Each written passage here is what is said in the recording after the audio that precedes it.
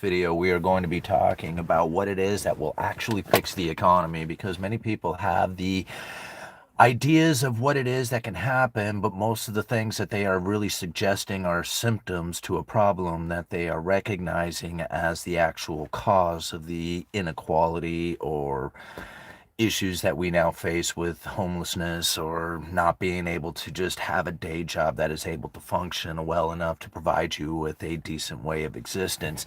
And all the problems that exist out there have many symptoms and many reasons and many excuses and many ideas on how it is that they can get rid of it. But ultimately, it comes down to one thing and one thing only, and that is luxuries. Every time that you experience luxurious things, luxurious experiences, or anything in your life that has a luxurious belief or idea behind what it is that it is providing for you, your existence, your pleasures, these are the things that separate the rich from the poor. And as much as we don't want to believe it, because we want to be rewarded for our hard work, and that's understandable. Like, if we work hard, we want to enjoy that hard work by having the better things in life. And there's no reason to believe that that isn't something that you should have. The problem is that it will create inequality every single time that you move into a luxurious experience. And it doesn't matter if it's you or anybody else out there, the idea behind it always ends the same way. Now, I have studied Cantillon's essay so many times on this channel, reviewed the reviewed the speeches of um, increase and decrease of money to the state, chapter 6, 7, and 8, and part 2 of that essay. By far absolutely the most important economic information. If you were ever to read anything out there, it would be those 3 chapters on increase of decrease of money to the state. Because once you have internalized the information that is in those 3 chapters, you will recognize that it is the luxurious experiences of those who have ultimately cut back on expenditures. Right? They didn't increase what it is that they were going after as far as their hard work could have provided for them. They held back. And then they put themselves in a position that then had a secure rate of interest beyond their occupation. And when they started to do that in such a way, it created inequality that people wanted to then complain about. Say, hey, why are they doing this? They shouldn't do it. Look at what it is that they are now, essentially have for themselves, and we have to work so hard to even come remotely close to acquiring it. And we want to blame them for that exact behavior that ultimately Cantillon had described would take place. So to understand it from an underlying economic force, that anytime you ever inject new money into the system, you will have people who move into a luxurious experience. That move right there will create inequality every single time. And so when I think about how many times, here, let me just give you a good example of it before we really start diving into this stuff. But let me give you a good example of this, because every single time that I have ever heard somebody say, if you relieve my student loan debt, think about what I could do for the economy. And I'm thinking, what? What is it that you could do for the economy if we relieve you of your student loan debt? Go, right? And then they say, we could go out there and spend this money into the economy. Isn't that a great idea? And I think to myself, no, that was a terrible idea. It's one of the reasons why we have the problems we have right now, is because of the mentality that you would go out there and spend that money into the economy instead of taking that money and moving it into a secure position that then has a rate of interest beyond that of your occupation. Instead, you're going to blow it. You're going to move into a luxurious experience, and you're going to cause the problem to get worse. So no, pay your debt. Right? That was a terrible idea. You should have given me a better answer than that. And this is how I feel about it, because most people don't realize that just going out there, and here's what I find funny about it, is that the people who say that, if you relieve me of my student loan debt that I'm not paying, think about all the money that I could spend into the economy. And I'm thinking, you're not paying anyway, so you wouldn't have any money to spend into the economy.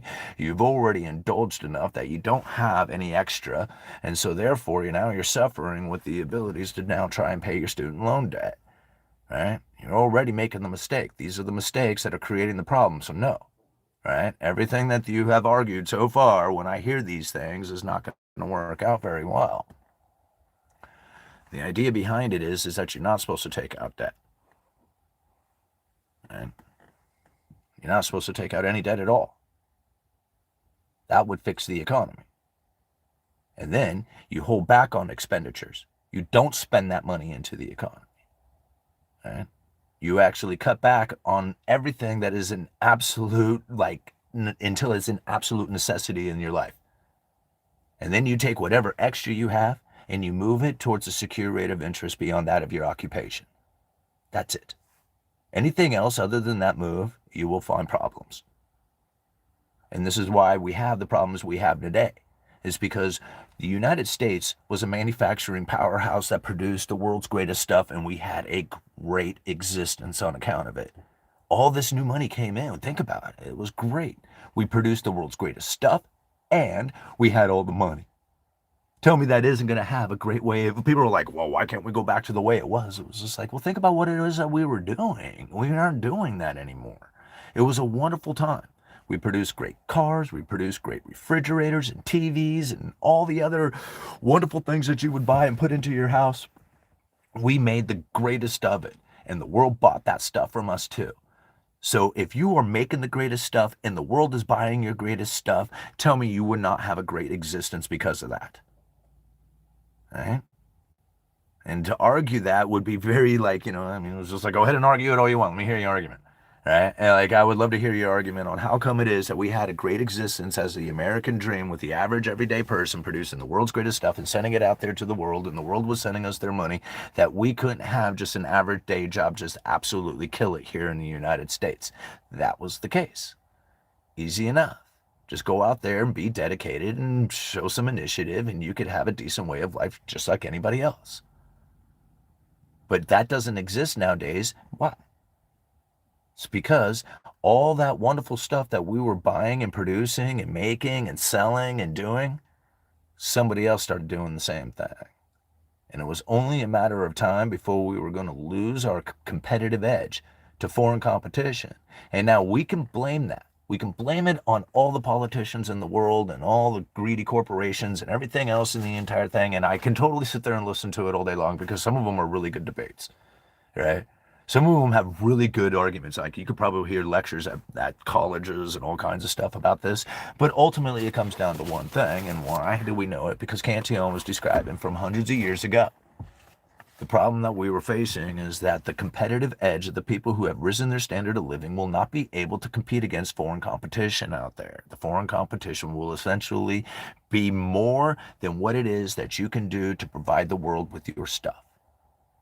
The only thing you have will be transportation, distribution, and once you lose that edge too, it's over. And it's very much coming to that end for the United States if it wasn't for the fact that we are providing the world with the safe and liquid asset of the U.S. Treasuries. And I know that sounds really strange for a lot of people out there to think that, but it's really what it comes down to, is that the United States government has provided the world with the safe and liquid asset of U.S. Treasuries. Because if it was gold, we would have gone broke back in the 70s when we redistributed all that gold back out there to the rest of the world, because that was the equilibrium that Cantillon would talk about. But if you sever the gold standard and you say, oh no, instead of using gold, you're going to use U.S. Treasuries, and we promise we'll provide you with enough. How are you going to do that? You go into incredible amounts of debt. How do you get that debt out there to the world, or that money from your debt issuance out there to the world? You go into deficit trade. Deficit spending, deficit trade. We rule the world. When it comes to the dollar, nobody else is going to be able to compete against it, and they're not using gold for world transactions. There wouldn't be enough of it even if they wanted to. So we find ever increasing amounts of new money that comes into the country, and people just dive into an incredible amount of luxury on account of it. And every time you see somebody moving into a luxurious experience with their new car, new clothes, new house, new everything that they have going on that's anything new, you can go ahead and thank them for the inequality that we now experience within this nation. We are a consumer-based nation. Tell me it isn't going to happen. Tell me that new stuff isn't going to continue to pour in and get purchased in this nation. How many people are actually doing the purchasing?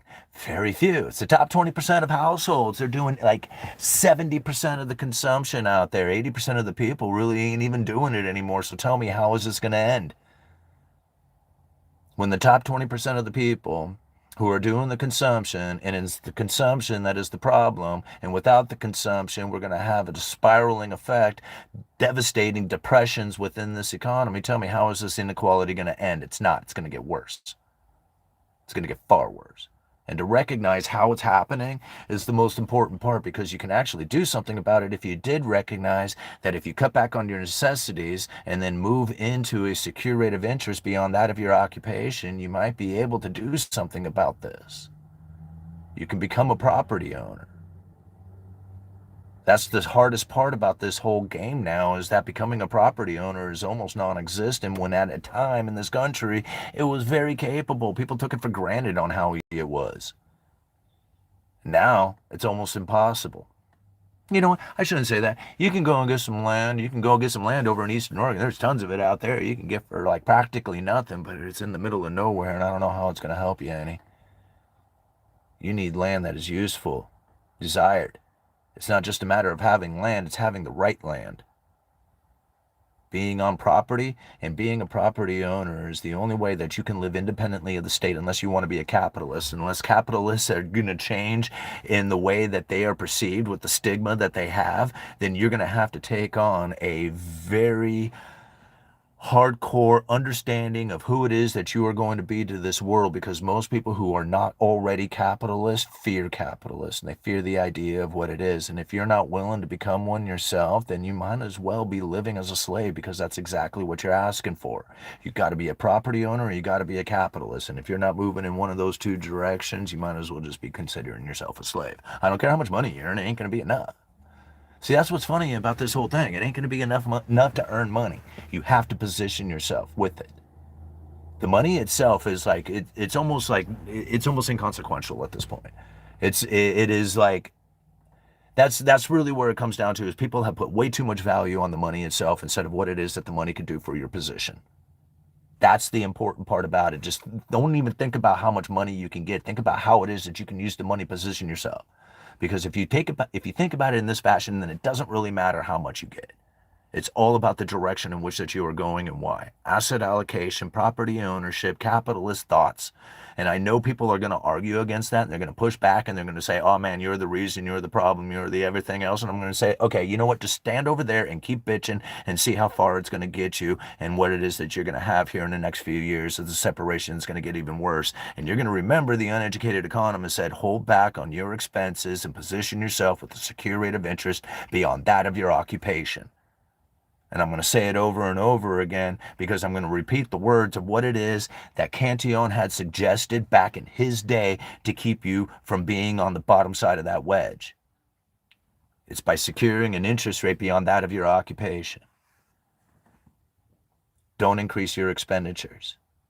I don't know how many people need to hear this, or how many people are actually going to listen to it and do it, but it doesn't really matter what it is that you think and hear and think from the uneducated economist. That part doesn't really matter. It's what it is that you actually believe and what it is that you have researched. And if you believe that it's going to be a political mindset that's going to change how it is, that's going to be conducting, and that's going to be, be conducted out there and change the way that the inequality has created things like homelessness in Portland and Seattle and all up and down the West Coast and many, many other major cities in this country.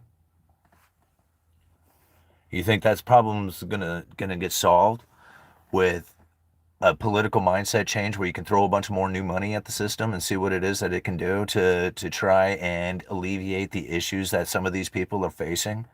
And I sit there and I watch, and I'm thinking, you're gonna really throw more new money at a problem that has been created with ever increasing new money.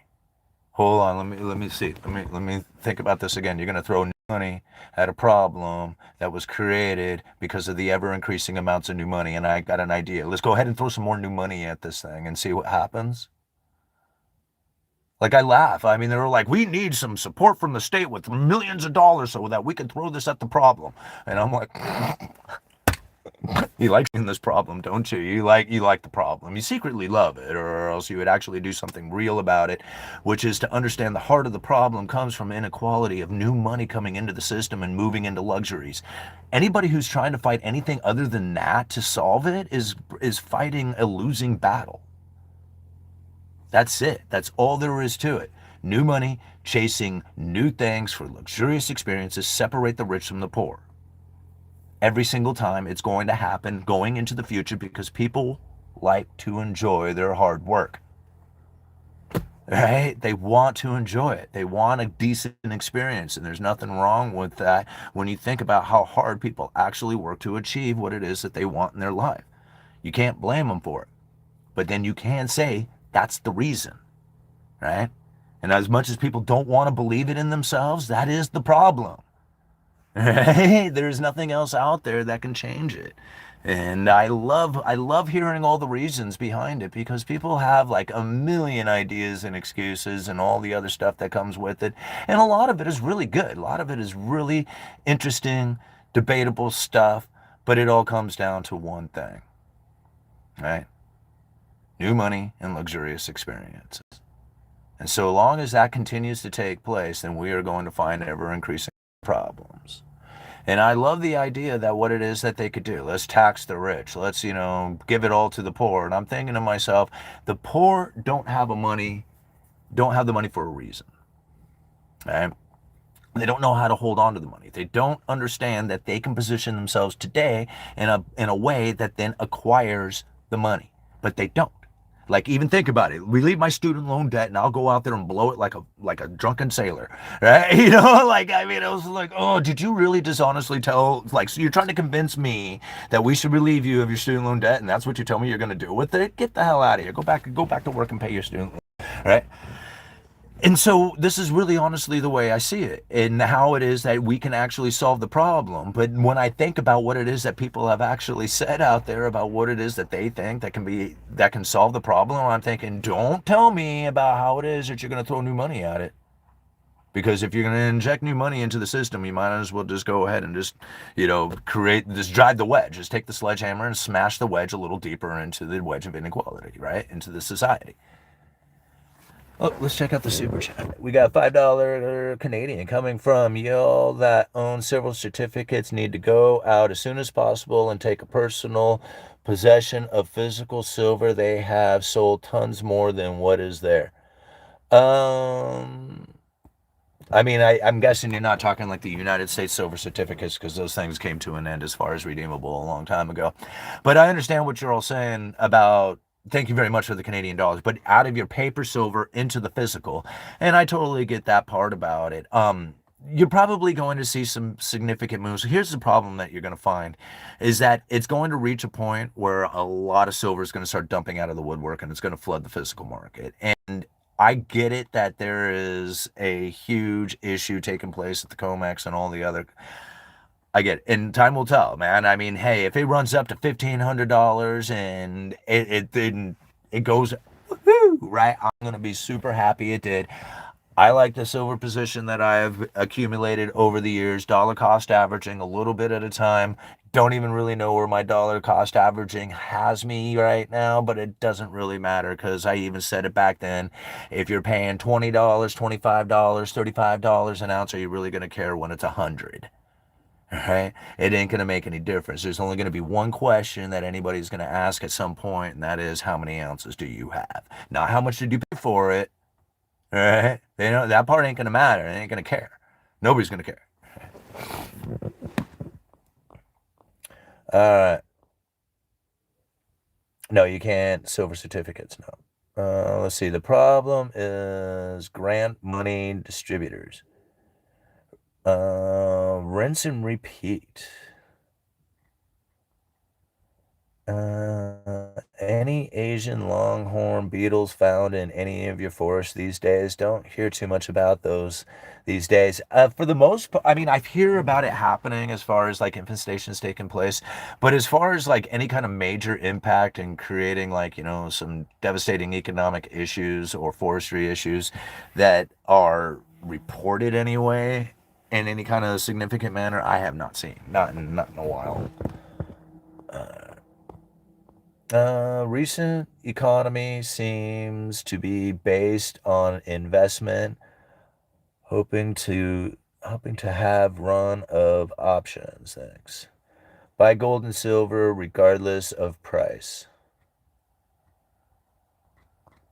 All right, my luxury item is a 93 Toyota pickup. Well, and this is essentially it, is that, I look at all the reasonings that people have for the inequality and all the things that can be done, and then I see, like, the massive, like, issues that are taking place within my own area. I mean, we got to think about it. Like Clatsop County, the area that I am in, was like, considered an emergency crisis situation with the homelessness that has taken place within our area. And at some areas, it's really ugly too. It's pretty bad. And so when I think about how it is that this town has dramatically changed, when I was a kid, I kid you not, like two kids in high school with part-time jobs was able to combine their efforts and rent an apartment. I did that. Like, I literally did that. Sarah was living in the apartment. Her mom moved away. She was living in the apartment, going to school that was about, I don't know, maybe a half a mile down the road, and was working at the pizza parlor across the street from the apartment. And she lived in that apartment for, like, I don't know, a few months before we graduated high school. And then I moved in with her. And now I cannot imagine. And then we went full time, working there, or full time living there, and it was incredibly difficult, right? Even with the full time jobs that we had and living on our own, it was very, very difficult, but we were able to pull it off. Now, I cannot imagine two kids with minimum wage jobs in Astoria trying to pull that off today. That is, maybe you can't, I don't know. But there was many of us doing it when I was a kid. Very few people are doing that now. The times have changed dramatically. And so to consider somebody who's just like, hey, I did it when I was a kid, you go out there and do it. It was just like, no, it ain't going to be the same way. Now, not saying that the kids don't have many more opportunities now than they ever did. If they don't realize it, if they don't understand it, and if they were even taught by their parents to then go get a job and try to seek out an apartment and make ends meet and do the struggle like everybody else did, they're kind of setting them up. They're really setting them up for failure. They should be really giving them a much better opportunity to get into asset allocation if they understand that, by being at home, working as much as they can, and positioning themselves with stocks, bonds, assets of Bitcoin or gold and silver or property ownership. And that's the position in which that they should be helping their kids with. But to tell them to go out there and figure it out, like go and take out a loan, get a degree, pay off your degree and all that other stuff, and have a wonderful existence here in America, it's like setting them up for failure. It really is. There was a time that would have been the perfect plan. It would have been a great plan. There was a time when that was the absolute perfect plan. Not anymore. That is a failed policy, a idea that should never exist. Think about it. Look at what the problems we have now with it. I mean, it's just unreal to have how many people. Like, I was listening to this girl who was just like talking about her student loan and how much she was trying to deal with it and make the payments on it. And the girl was just like, yeah, do you want to know how much your daily interest is? And she goes, yeah, I never thought of it that way. And I'm like, whoa, wait a minute, back up. You never thought about what your daily interest is? You never thought about what your monthly interest is, your yearly interest? You never thought about what your interest payment was, did you? How much is it? Tell me. $30 a day. $30 a day, $1,000 a month in interest payments alone. She was just like, and there was no way of being able, she says, there's no way of being able to just pay the principal part of things. And I'm like, no, you have to pay the interest first. That's the problem, right? You're not paying the interest. Like, if you don't pay the interest, you can't pay on the principal. You have to pay the interest first, and then you can pay on the principal. That's the way that works, right? Or else you can't borrow the money. It's like renting money. You got to pay the rent, right? If you don't pay the rent, then you can't pay anything else on it. Like, you can't just say, oh, well, let me just pay the principal and not the interest. That doesn't work like that, right? Like, that's asking to borrow money for free, and that's not the way this works. So many people, they think they're just delusional. Like, they just don't get it. I think maybe they thought because they got to go to school in public for free, like they got to go to public school for free, then everything else in life should be fair and free. And that's not the way it is. And that's unfortunate that that's the way, like, the world has taught them and treated them all the way up until they graduate, and then they move out into the real world, and then they have to suffer with the consequences of, like, survival of the fittest behaviors. And then they get eaten alive. Yeah, I don't know. It's just like, well, do you ever think that maybe, just maybe, this should have been taught to them a little bit better before they even got out there into the world? And who is it that taught them to do this but their parents themselves? Right? If you don't go get a college degree, you'll be worthless in existence, and you're gonna be a pain in my ass if you don't go and get a degree. That's what a lot of them had told their kids. And so they went out there and got a degree, and now what it is, they're a pain in their parents' ass because they can't even afford to pay this damn degree, and they're suffering the consequences of it without unable with horrible credit and unable to, succeed and do anything that they really wanted to do in this world because they're swimming in a sea of degrees like everybody else. It was a great idea, right? When I look at it and I think about how it was that these people were set up, I mean, I thought it was a setup from the very beginning. When I saw the commercials out there, I'm like, what in the world is going on? Why are they offering all these student loans to all these kids? And then it started to dawn on me. I was like, oh man, the government needs an asset. They got this damn great financial crisis taking place, and all this money needs to go out there and come back with an asset. What is that asset?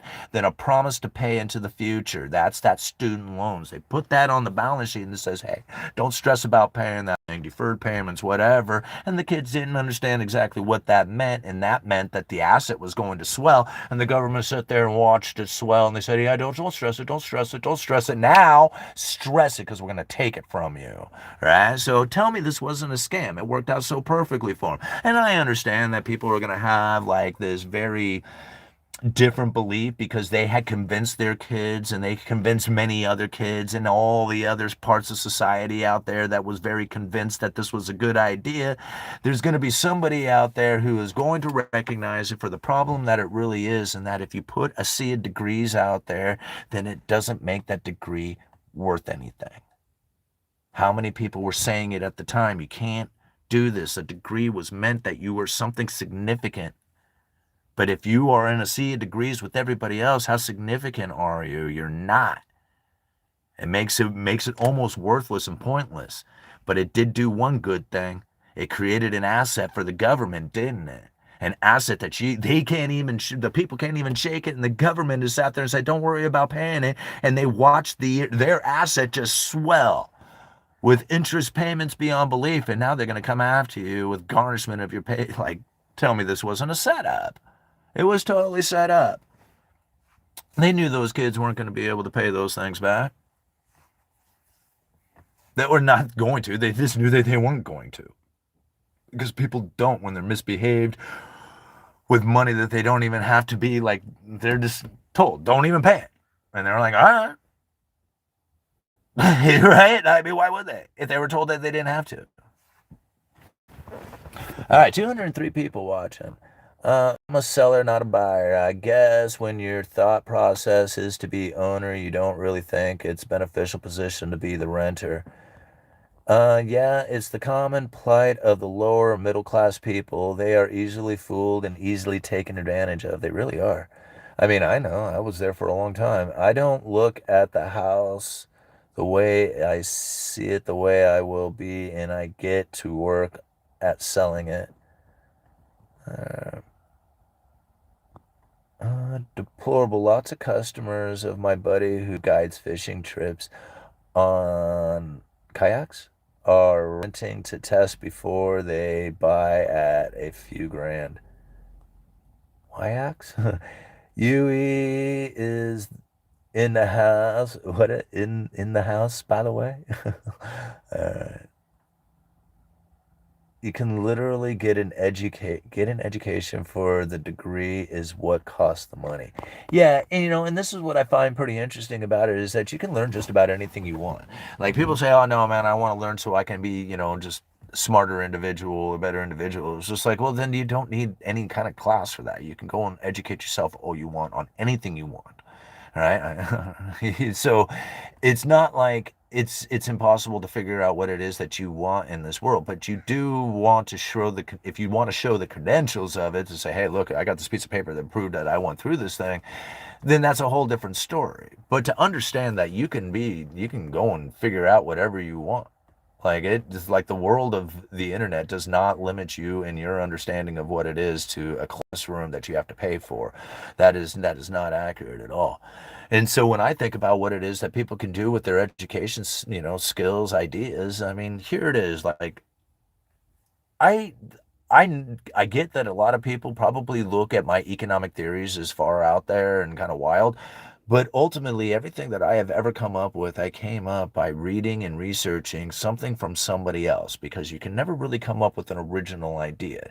Now, my original way of researching then gives me a point of view that I feel is quite original to the working class in a way that is now not like misguided from an outdated previous way of looking at economics or central banking, but just a holistic, brand new way of looking at it because I didn't have any direction of which it is that I was supposed to look at this information. I was just kind of gathering pieces from everywhere. And as I started putting it together, I realized, man, a lot of people are misunderstanding what it is that's happening, and especially the people who are not really quite aware of what it is that's going on within the economy. And so they look for guidance and they see that guidance on the mainstream media through the politicians and these, big name economists and stuff. And they start guiding these people through this idea and through this belief system, and only to be like literally like sheep through the into it. And I'm looking at it and I'm like, oh man, this is the reason why they miscommunicate so much stuff out there. It's because they're literally trying to guide the masses into, a particular thought pattern. You can see it when the Federal Reserve use statements like, we want an inflation expectation that is persistently too high. And then people then go and say, oh, the Federal Reserve has inflation, they're looking at inflation's way too high. And I'm like, wow, this is exactly in line with what it is that they were looking for. So maybe we should kind of take a step back and think, how is this benefiting them as opposed to hurting them, since they were asking for elevated inflation just a few years ago. So now when we look at it in a much different fashion, that they wanted this inflation as opposed to didn't want inflation, now we have a much different way of looking at monetary policy and how it is that they are conducting it. Because most people right now, if you were to tell them, hey man, what was the problem that the Federal Reserve was facing at the lower bound of zero? What was the problem? Right? The problem that they faced is that the next downturn, they wouldn't be able to adjust interest rates because they were already at zero. And this scared the hell out of them. And they said it. We need inflation. We need it now. We need it bad. We need to get off the lower bound of zero. And now what I thought was funny is that when I'm reading about this and I'm thinking to myself, well, wait a minute, guys, you got all these arguments about how it is that quantitative easing failed to produce an inflationary scenario. This is the Federal Reserve. Believe it or not, quantitative easing 1, 2, 3, and 4 failed to produce an inflationary scenario for the Federal Reserve. It ran consistently under 2% target. So they were trying to figure out what it is that they could do, because obviously the money printer Go Bird didn't do it for them last time. What in the world would they like? They quadrupled the money supply. They went from 850 billion to 4.5 trillion. What if they took 4.5 trillion to what, 20 trillion? Like that would be the equivalent of what they did during the great financial crisis on a percentage basis. I don't know how many people realize it. Like quantitative easing, 1, 2, 3, and 4 percentage basis was far more money printing that had taken place back then than took place during COVID. Now, yeah, COVID had a lot more dollars printed, but on a percentage basis, going from 850 billion to over 4.5 trillion was far more money printing taking place back in quantitative easing 1, 2, 3, and 4, and that failed to produce the inflationary scenario for the Federal Reserve because they were operating at the lower bound of zero. This right here is so esoteric information that most people would just like lose it. They would be like, man, I can't hold on to it anymore. Right? And because of that, the mainstream media now has their attention. So if you can sit back and you can look and to say, okay, wait a minute here, they were operating at the lower bound of zero. And then what happened? We had this COVID scenario, supply chain breakdown, stimulus packages, and everything else. And then this Fed funds rate came off the lower bound of zero. Okay. So now the inflationary scenario has the Fed funds rate up off the lower bound to zero, and there's a communication about interest rate adjustments that actually impact the economy because that communication about it has a profound impact on market behavior. That communication about the interest rate adjustment simply did not exist at the lower bound of zero. Do you see how they're getting their ammunition back? How it is they got their monetary policy back? You can go ahead and start throwing in all the politics, symptoms, problems, issues, war, debt, imbalances, all the other crap that goes with it. But the Federal Reserve was talking about how it was that they were going to fail to stimulate the economy if they were operating at the lower bound of zero. And that the one thing that they needed was to get off the lower bound of zero. The only way to do that was with elevated inflation and inflation expectations. Take a step back and look at what happened. Elevated inflation and inflation expectations, right in line with the Federal Reserve's monetary policy. Now, I know 99% of the people will not see it that way, and that's fine, right? I'm not here to try and tell the best story, because the best story is the one that everybody's going to believe, regardless if it's the truth or not. But I'm here to tell you the truth, and the only way that I can deliver that to you is because that's exactly what the Federal Reserve has communicated. Every single thing that I talk about, I have backing for. Most people are delivering information through through assumptions, through hypotheticals, through, future possibility, right? But very, very few people are talking about it through the actual strategic plan that has been taking place for over 20 years now.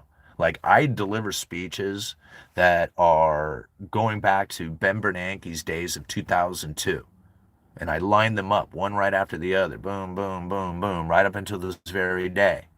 And I'm not delivering information coming from other sources. I'm talking information directly from the Federal Reserve itself, talking about the issues that they had, the problems that they were facing, how it was that they solved them, using that of credible threats. Right? Like, literally, there was a great one. Who was it? Clarita, right? Who talked about in a speech that he had given on how the mere setting up of the special purpose vehicles to buy corporate debt was able to find all these corporations getting the funding they need before those facilities were even up and running. So now, understanding that they had during COVID the unusual and exigent circumstance to set up a special purpose vehicle, which is an entity that is separated from the Federal Reserve and the Treasury. It doesn't have anything to do with these guys, because technically they can't buy corporate debt directly. However, the unusual and exigent circumstances give the Fed's 13-3 policy or emergency position to then use these emergency powers to then lend into the corporate debt market. By buying into these corporate debts, this news set the corporate debt market off. The yields plummeted, right?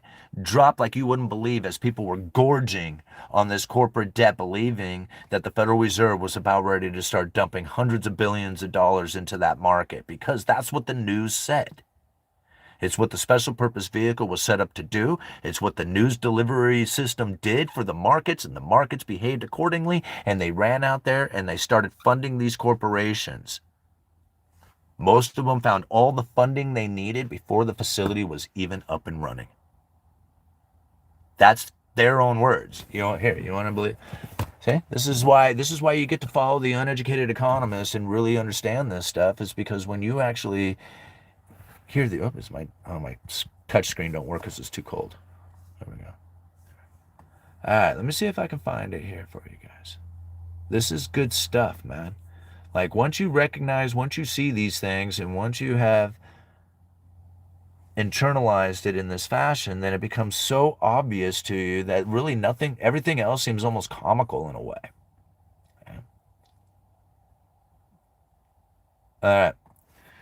Now, let's take it back here, all right? For all those who don't believe it, that they use credible threats, here is probably one of the best examples that you could ever find of it, right? It says these programs are authorized, right? This is talking about here, let me back it up a little bit. The Federal Reserve Board announced the establishment of no fewer than 9 new facilities to support the flow of credit to households and businesses. These programs are authorized under the emergency lending powers granted to the to the Fed under 13.3 of the Federal Reserve Act and are available only in unusual and exigent circumstances, and with the consent of the Secretary of Treasury.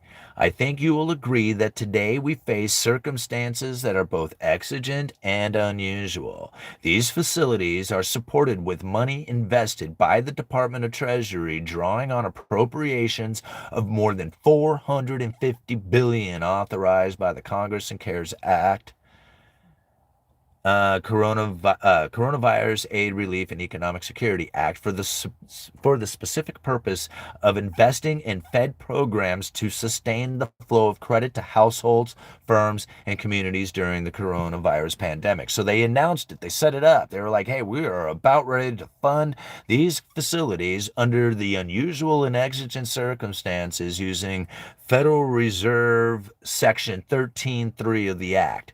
With these, goes on to say this, with these facilities, we are providing a bridge by stepping in and supporting lending throughout the economy until the recovery has taken hold.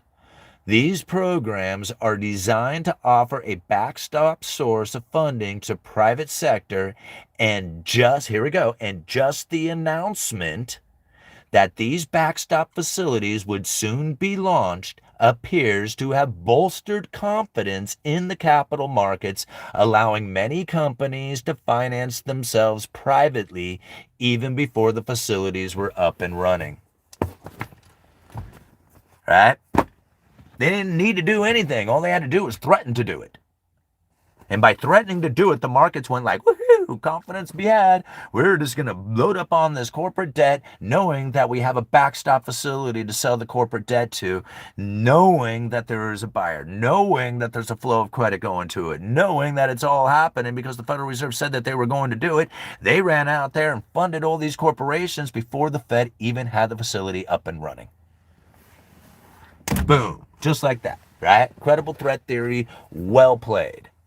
I don't know how many other people were going to share that with you. That was Clarita coming directly from that. Hold on, I'll give you that speech.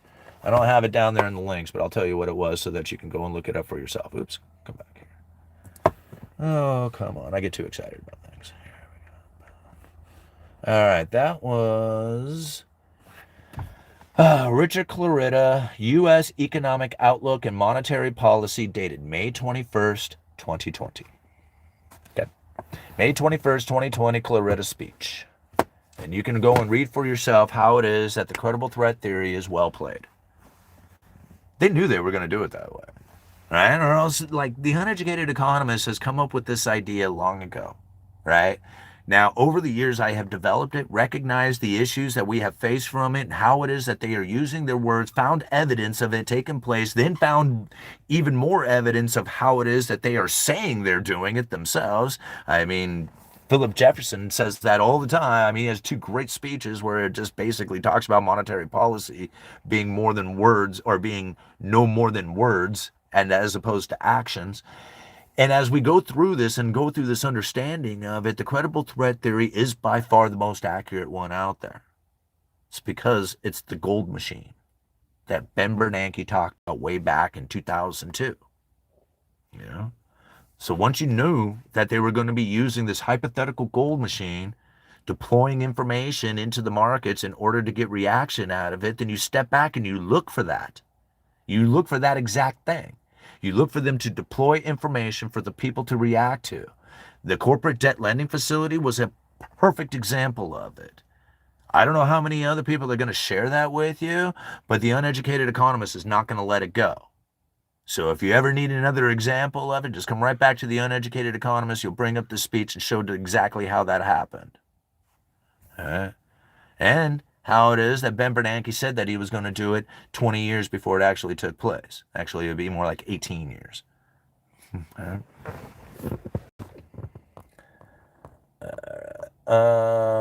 Corporate does not matter. Silver machine announcement coming. Metals is insurance, but don't sell. All right, bought a new Ford Highboy, flipped them, $21K down payment. They say most only have $5 to $6K in real dollars. Is anyone still buying silver at these prices?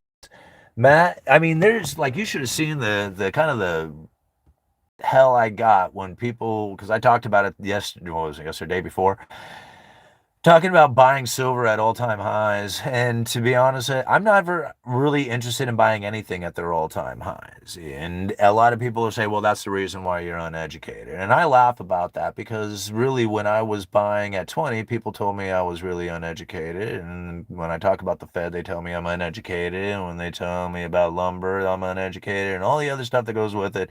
And it's amazing on how accurate I really am in a lot of these things, especially when it comes to the lumber industry and monetary policy.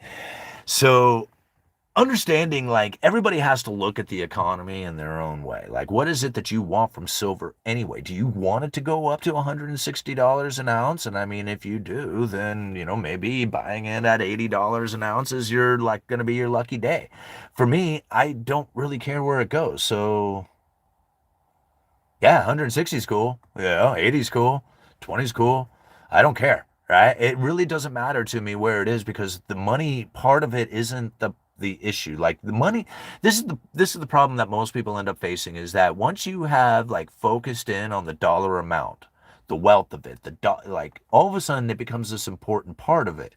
And knowing like the money part of it isn't the important part. Too many people fixate on that. It's what the money can do, right?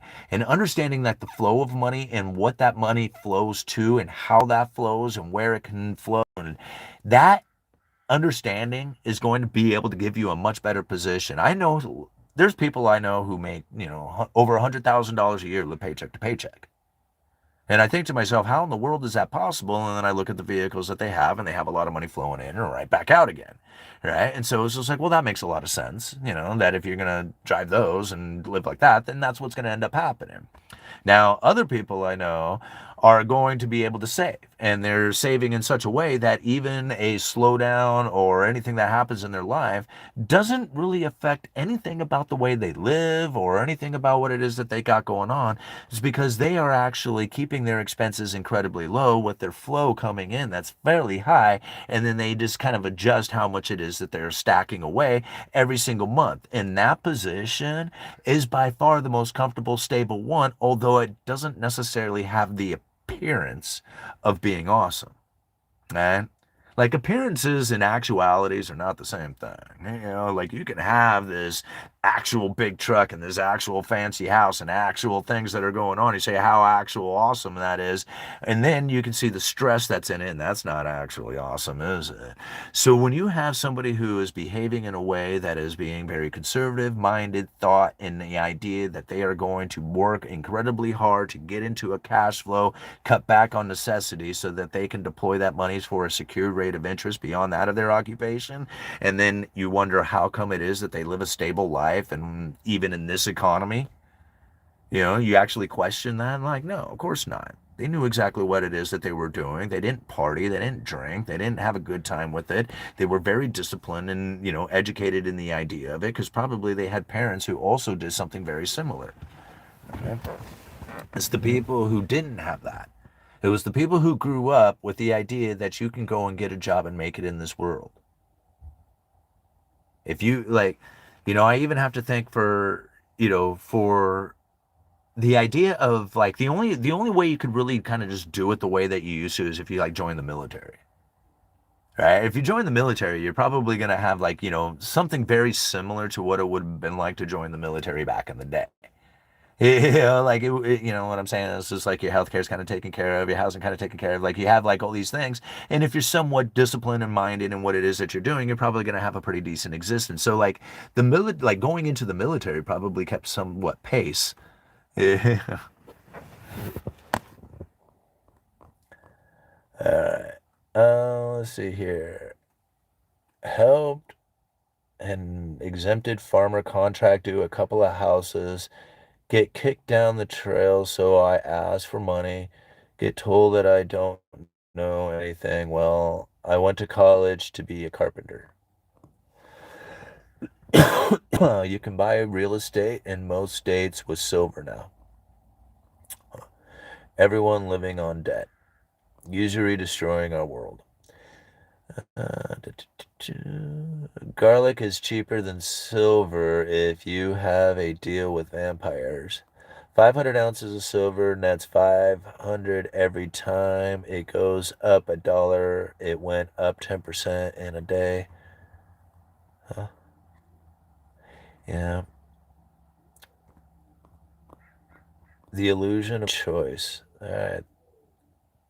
Too bad the system that says the guy who works can't make it in the world won't make it in this world. But it's not the system, Mike. See, this is the problem, Mike Jones, is that you're not looking at it in the appropriate fashion. Like, if you want to blame it on the system and the powers that be that have created the system and all that other stuff, then you won't recognize it from the underlying economic forces of that of the Cantillon effect.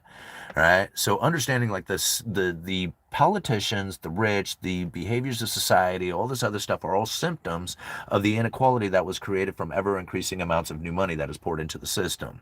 The ever increasing amounts of money that pours into the system is going to create a scenario in which that the average working class job that used to be able to provide a decent way of life is going to fall further and further and further away from its capabilities of being able to do that. While at the same time, the people who are in asset allocations are going to find themselves positioning ever increasingly more into a wealth position as those assets grow in value. So literally this K-shaped economy that people talk about, it's the Cantillon effect. They're just talking about little tiny pieces of the symptoms of it. But if you put it all together, it was new money that poured in, that dove into luxuries, that has created the argument that you are now trying to find the answer to. Right? It's a reasoning behind it is new money, inequality because of luxury. I don't know how you want to route the information, but it's always going to be the same thing. See, this is how it goes down. Let me just kind of see if I can briefly explain it to you. It starts with an industrious people. Now, whether it's you as an industrious person, a country, a nation, a town, it doesn't really matter. It all goes down the same way.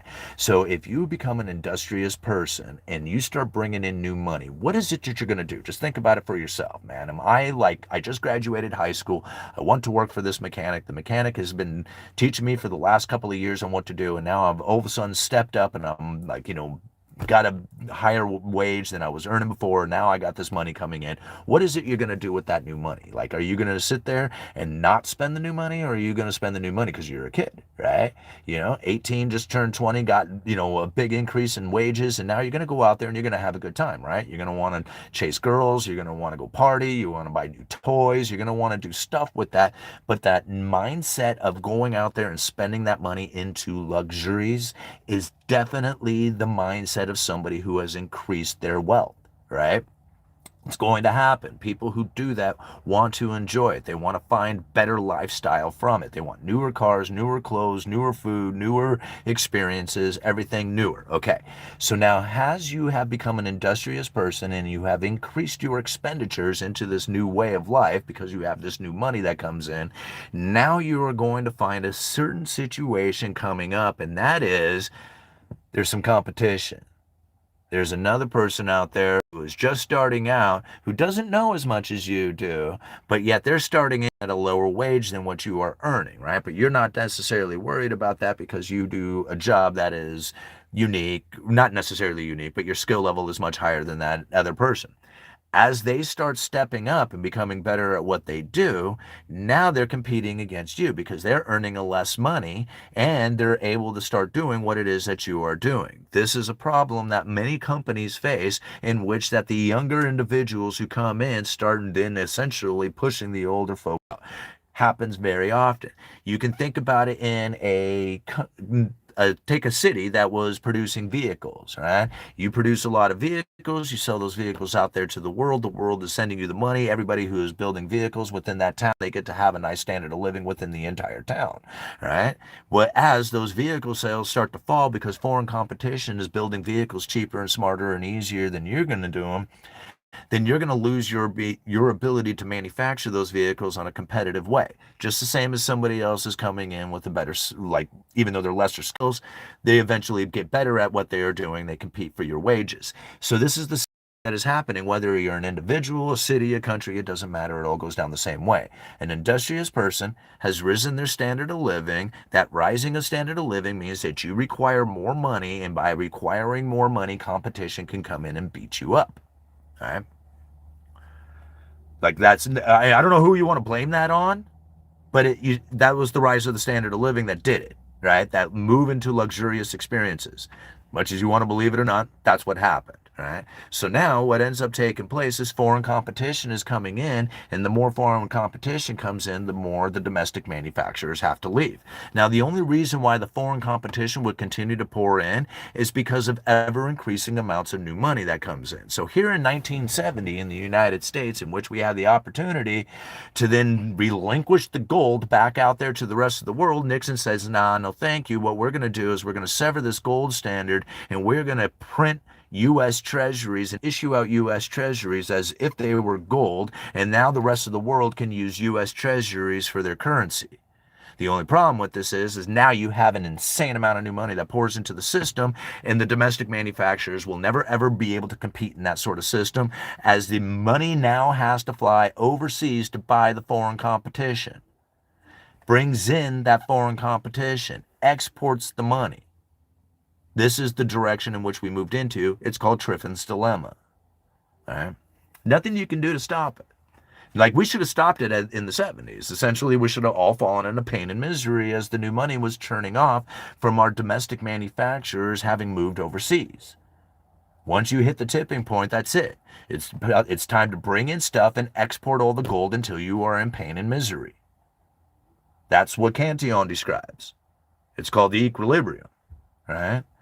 But we never went through that because we severed ourselves from the gold standard and says, now we're just going to continue to pour in new money and then wonder why we have such massive inequality. It's because we didn't find that equilibrium that was meant to be found back in the day when we were the manufacturing powerhouse, who then increased our standard of living, who could no longer compete against the foreign competition out there, and we eventually lost it to those foreign competitors. But the only thing we didn't do was give them back the gold. We kept that and said, here, we'll give you a promise to pay into the future with more promises to pay into the future. And then wonder how long that can last. You guys like my stories? Okay. We have inequality because of the idea of luxury depends on it. You invest in the market, it's obvious as long as the market survives, that is.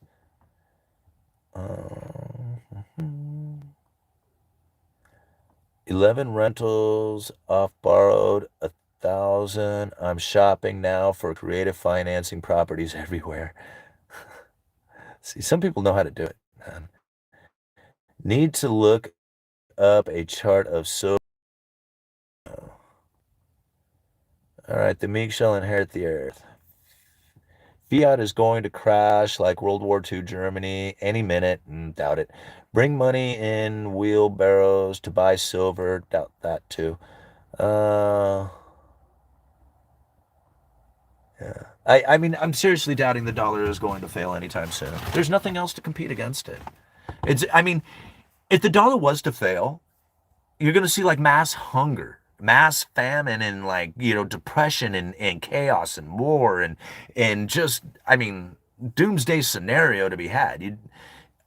Like, man, I don't know, maybe some people are looking forward to it. I don't think that people are really looking forward to that. And I know I'm not looking forward to it, but that's essentially what would end up happening.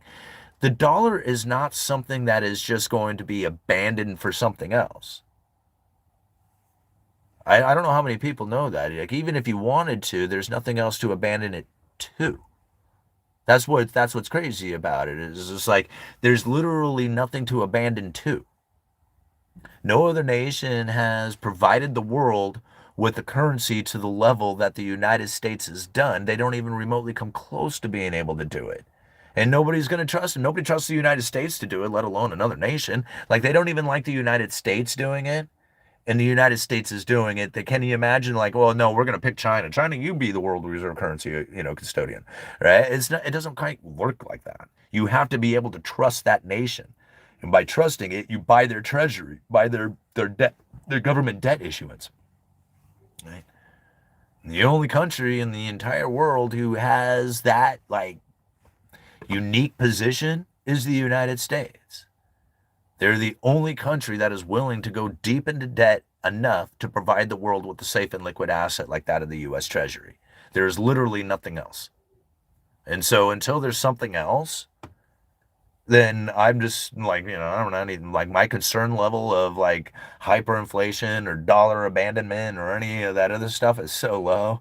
It's like it's almost like non-existent. That's how low it is. Go and read Dollar Funding Stresses in China. It's a wonderful document that was written not too long ago, maybe, I don't know, 4 or 5 years ago, I guess. Dollar Funding Stresses in China talks about how all the nations around the world have dollar debt issuance. All right? How is it that those nations are going to be able to pay that debt without acquiring dollars? Right? Isn't going to, like, I mean, they can't. Like, that's the only way to do it is to acquire dollars. How is it that they acquire the dollars is going to be the question.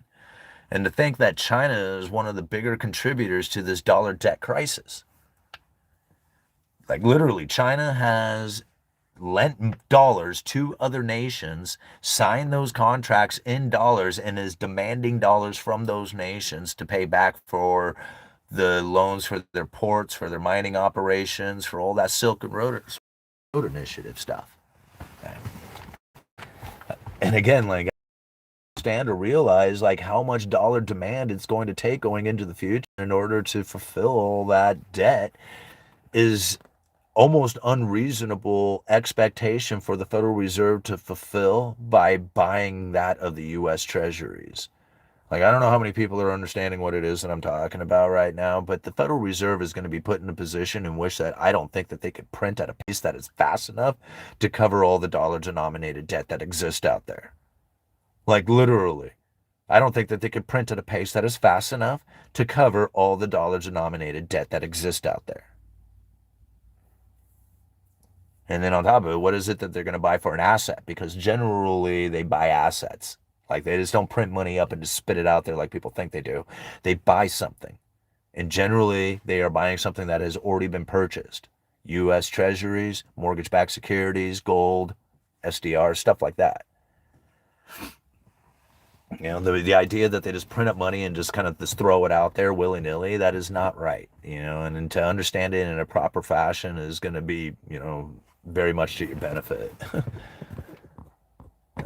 Moving on. What time is it? I've gone off for like an hour now. Yeah, old Toyota and Honda were incredible. All-nighter memo. Mark Moss talks about two forms of capital: network, monetary, and knowledge capital. Get to, and third will follow. Knowledge is good to have. The dire need for dollars outside the U.S. in the euro-dollar market is the reason why hyperinflation in the U.S. is highly unlikely. Absolutely, David. China is our competition. Wouldn't we want to be harder to pay back, not easier? Why would we print money? No, you want dollars easier to pay back, because if they're harder to pay back, what's going to end up happening? Deplorable. That's actually a really good question, bro. Which you like, for me, I don't care, right? But generally, the way that the economy of the United States would want the dollar to behave is not to strengthen. And I know that seems weird. If your dollar strengthens, you get to buy more stuff. But ultimately, if you are wanting your exports to be more prominent, then what you are going to do is you are going to weaken your currency, and this will allow foreign nations to then buy more of your stuff. But if you allow the dollar to strengthen because the world demand for dollars starts to increase to pay their debts off that they have written in dollars, and you don't fulfill the demand for those dollars, and the dollar really strengthens and your exports really diminish. Right? Great for savers. Great for the saver opportunity person out there. Wonderful. Those who are dependent on exports will be crying their eyes out. Right? The few exports that we have. No need to exporter if you're only importer. All right. Why do metals spike? Reason. Take note. Bricks made the commodities back unit. Well, that's okay. Hold on. You're not going to be able to have a world reserve currency based on a commodity. You can, but it's going to be very short-lived. And here's the thing: none of these BRICS nations, if that was the case, all of them, all of them would want to be producers, and none of them would want to be debtors.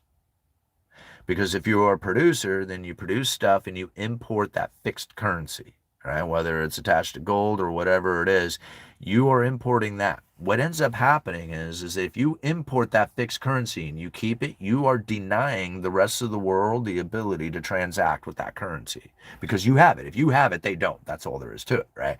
And then you can lend it out to them, and then we have all kinds of issues that come from that. But ultimately, if you are the producer, saver, you are saving that currency and depriving the rest of the world the ability to use the money to transact with. That's what the United States did back during the 60s and 70s when we were the manufacturing powerhouse. We had accumulated that gold and denied the rest of the world the ability to have that gold to do transactions. We tried to fulfill that transactable currency with fiat, and then they started cashing the fiat for the gold, and we were like, oh hell no, right? And we stopped that system from happening, and we just provided all the currency they could ever want to do all the transactions that they ever want. If you move that to a commodity based currency, you will take your transactions and drop them to zero because nobody's going to want to give up a commodity. They're going to all want to hoard it for themselves, and then all the transactionable currency will be gone unless you inject a fiat, right? And that's exactly what the person would do after they have accumulated all the commodity currency. They would then inject fiat and say, here, transact with this, because we're not going to give this up. If we give this up, we lose all our power. And that's the United States right now trying to do that. And the BRICS nations will do the exact same thing. Yeah.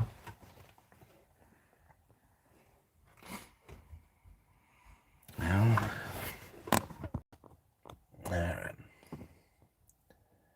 Yeah, at this point, we should look at the world to work with, not against. Everyone's got something different to contribute. Then we can go Adromeda. I don't know what that is. Yeah, that's all well and good, and I like the kumbaya kind of idea, but the thing is that human nature doesn't do that. Human nature says I'm going to work hard, I'm going to save, and then I'm going to accumulate, and then I'm going to position myself so I don't have to work hard anymore. That's what humans do. They work hard, save, put that position to get a secure rate of interest beyond that of their occupation. If you don't do that, then you're probably going to end up working very hard and being very frustrated throughout your life. But if you do that, cut back on your expenses, right? Don't increase your expenditures and move into the secure rate of interest beyond that of your occupation, you're probably going to end up being a property owner. And property owners are the ones who live independently of the state, them and capitalists. That's the only two people. Everybody else has to work. And then on top of it, most of the time, what you're going to find out there in society is that people will work very, very, very hard to get what it is that they need in their life, but then will not provide much effort beyond that of their maintenance. That's as far as they go. Now, it's not me who's saying that. This is Cantillon. He described it from a long time ago. You can try to get people to work beyond that of their maintenance, but they don't. They only work as hard as they need to. And they won't put another second into it and instead complain about how it is that all their effort isn't enough. Right? And there's a bunch of other people out there who go like, yeah, it sucks to be you. And then they go back to work. All right? And then they get yelled at for being like, arrogant and mean and all the other stuff. And, I'm thinking to myself, man, they are trying just as hard as everybody else is to try and figure out what it is that they need to do. The only difference is that they are not complaining about why it is that it's so difficult. They know exactly that it's difficult. Everybody sees that it's difficult. They aren't trying to make it any easier on anybody else. They're just trying to figure out how to make it through this difficult way. And they don't complain about it. And that's what I love about it too. It's like you can see those people, they do quite well, and then they look out there and say, like, man, why is it that everybody struggles so hard? Yeah. It was just like, well, you got a different mindset, right? Didn't mind working very hard with self-employed.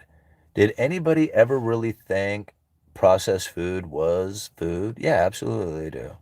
Not all cultures are like that. Chinese seem to put effort even if it doesn't pay off right away, like installing tons of solar, and now they have cheap power. Yeah, they do have cheap power, but they also are in a position in which that they are battling to try and keep their manufacturing base, because they, just like anything else, the Cantillon effect is going to take place within China as well. In fact, it's already starting to happen. You can see it taking place. China in their manufacturing base has started to swell the idea of what it is to live in China with the standard of living. Like, that standard of living has gotten better, right? Or at least the idea behind it through all these factories that are happening there. Now they are losing their competitive edge to places like Vietnam and Mexico and all this other stuff, as the manufacturers are moving to places that are going to find cheaper, either cheaper transportation or cheaper labor or whatever. Right? Now China is going to combat, is going to try and compete against that in two ways. One of them is to stay competitive with their efficiency, right? To be able to produce it better than anybody else could even possibly imagine producing them cheaper. But then also overwhelming the competition with supply. Right? And now this is kind of an interesting tactic, because it's almost, you're going to end up hurting yourself on account of it, but when the dust settles, you'll still be standing, right? And so the idea behind it is, and we'll just take solar panels for example, is that as manufacturers of solar panels start to find themselves manufacturing outside of China, China is going to ramp up production of solar panels in such a dramatic way that it starts to overwhelm all the competition out there. And these companies are going to start falling, right? Because simply, you just, like, there is no way to compete with a solar panel when the entire market is completely flooded with solar panels. You just can't make any profit off of it. It's just too many, like oversupply to the demand. So as these companies start to fail, and China will have many companies that fail as well, because China had so many of them, out of all the companies that fail, China will be the one standing with the most of them. You see how they do? Like, this is the idea behind it, in order to, like, one of the strategies behind it. It's one of the reasons why you're going to end up finding deflation happening in so many areas, especially that of China, because of this attempt to do this, like destroy the manufacturers of other nations at the same time, kind of destroying a lot of your own. But when the dust settles, you'll have a bunch of them and they'll have none. Uh, I don't know how well it'll work, right? But that's the attempt. That's like kind of the idea behind it, the attempt. Gonna be a ton of coal miner jobs coming online, ramping up coal. Most workers do not know at which point they have worked enough to equal their sustenance. It's probably better that they don't know, right? In fact, it's better that they live incredibly cheap, like, to live as if you are working your very first job that you have ever had, and then never increase your standard of living from that. Never. Just live that way for the rest of your life. Every bit of extra money you get, all the money beyond the money you're already making, goes into securing a rate of interest beyond that of your occupation.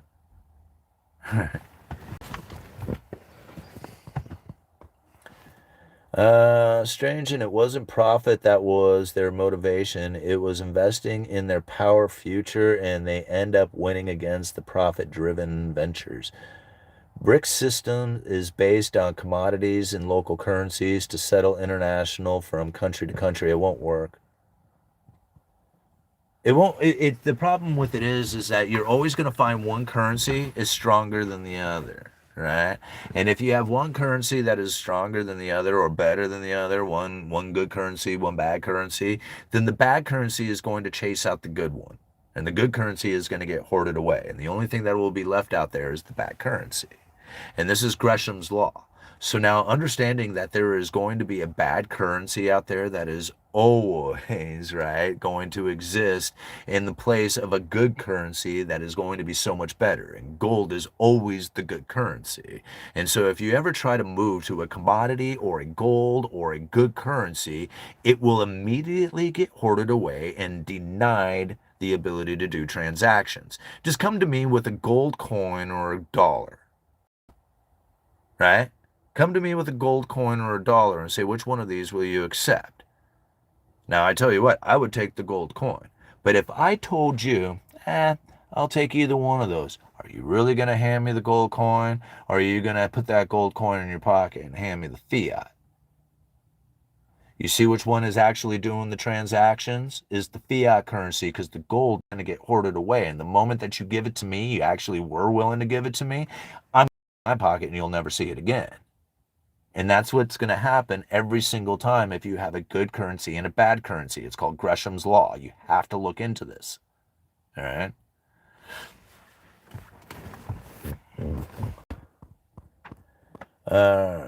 My friend's grandfather was a multimillionaire and worked as a janitor at the high school because he enjoyed it. Yeah.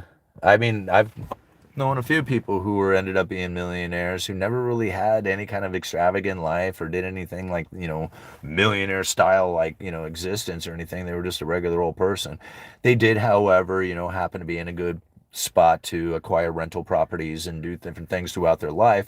And a lot of it, they said, it just happened to be sheer luck. Right? And I think to myself, no, it was good decision making at the time. Like, you got your opportunity and you jumped at it. So it wasn't necessarily luck as much as it was as commitment and ideas of taking advantage of your situation at the time that they were being presented to you is much different than luck, right? And a lot of these people I know, they didn't really do anything different than anybody else would have done in their life. One of the key things that I have found from most people who have done fairly well in their life with just regular, ordinary, like existing kind of jobs, is they weren't big into parties, traveling, fancy toys, drinking drugs, stuff like that. Those were the things that were very, very much on the mellow side of things. Like they didn't really participate in any of that stuff. And in a lot of ways, you could almost think that they were a bit boring. But then really when you look at their life, they had all their, like, they never really stressed for money. They were able to take trips when they did want to take trips. They, never had any issues with their as far as like major emergencies that overwhelmed them and forced them have to give up a certain thing in their life. They were just able to just kind of coast through, which seems fairly simple and easy, but ultimately it was committed to their outcome, right? They showed up every single day for work and they put that certain amount of money in a way, and they didn't increase their expenditures, and they were able to have a decent way of life off of it. There used to be a lot easier to do that. There are places in this country you can do it, and there's ways that you can get a good start at life. If you have decent parents who really helped you out in the beginning to get you a good foothold on what it is that you can do, being able to acquire the things in your life shouldn't really be that hard, right? Making it good is difficult. That's where a lot of people end up suffering the most, is because they want to enjoy some really extravagant things, some really good luxurious experiences in their life. And it makes it very hard to not want those things, right? But, that's really what it comes down to, is like you have to like not desire it. All right. I'm not an expert, but I watch Inside China Business, an American who reports from inside China how things really are. Know lots of successful people have moderation, but work hard and bought a house or multiple.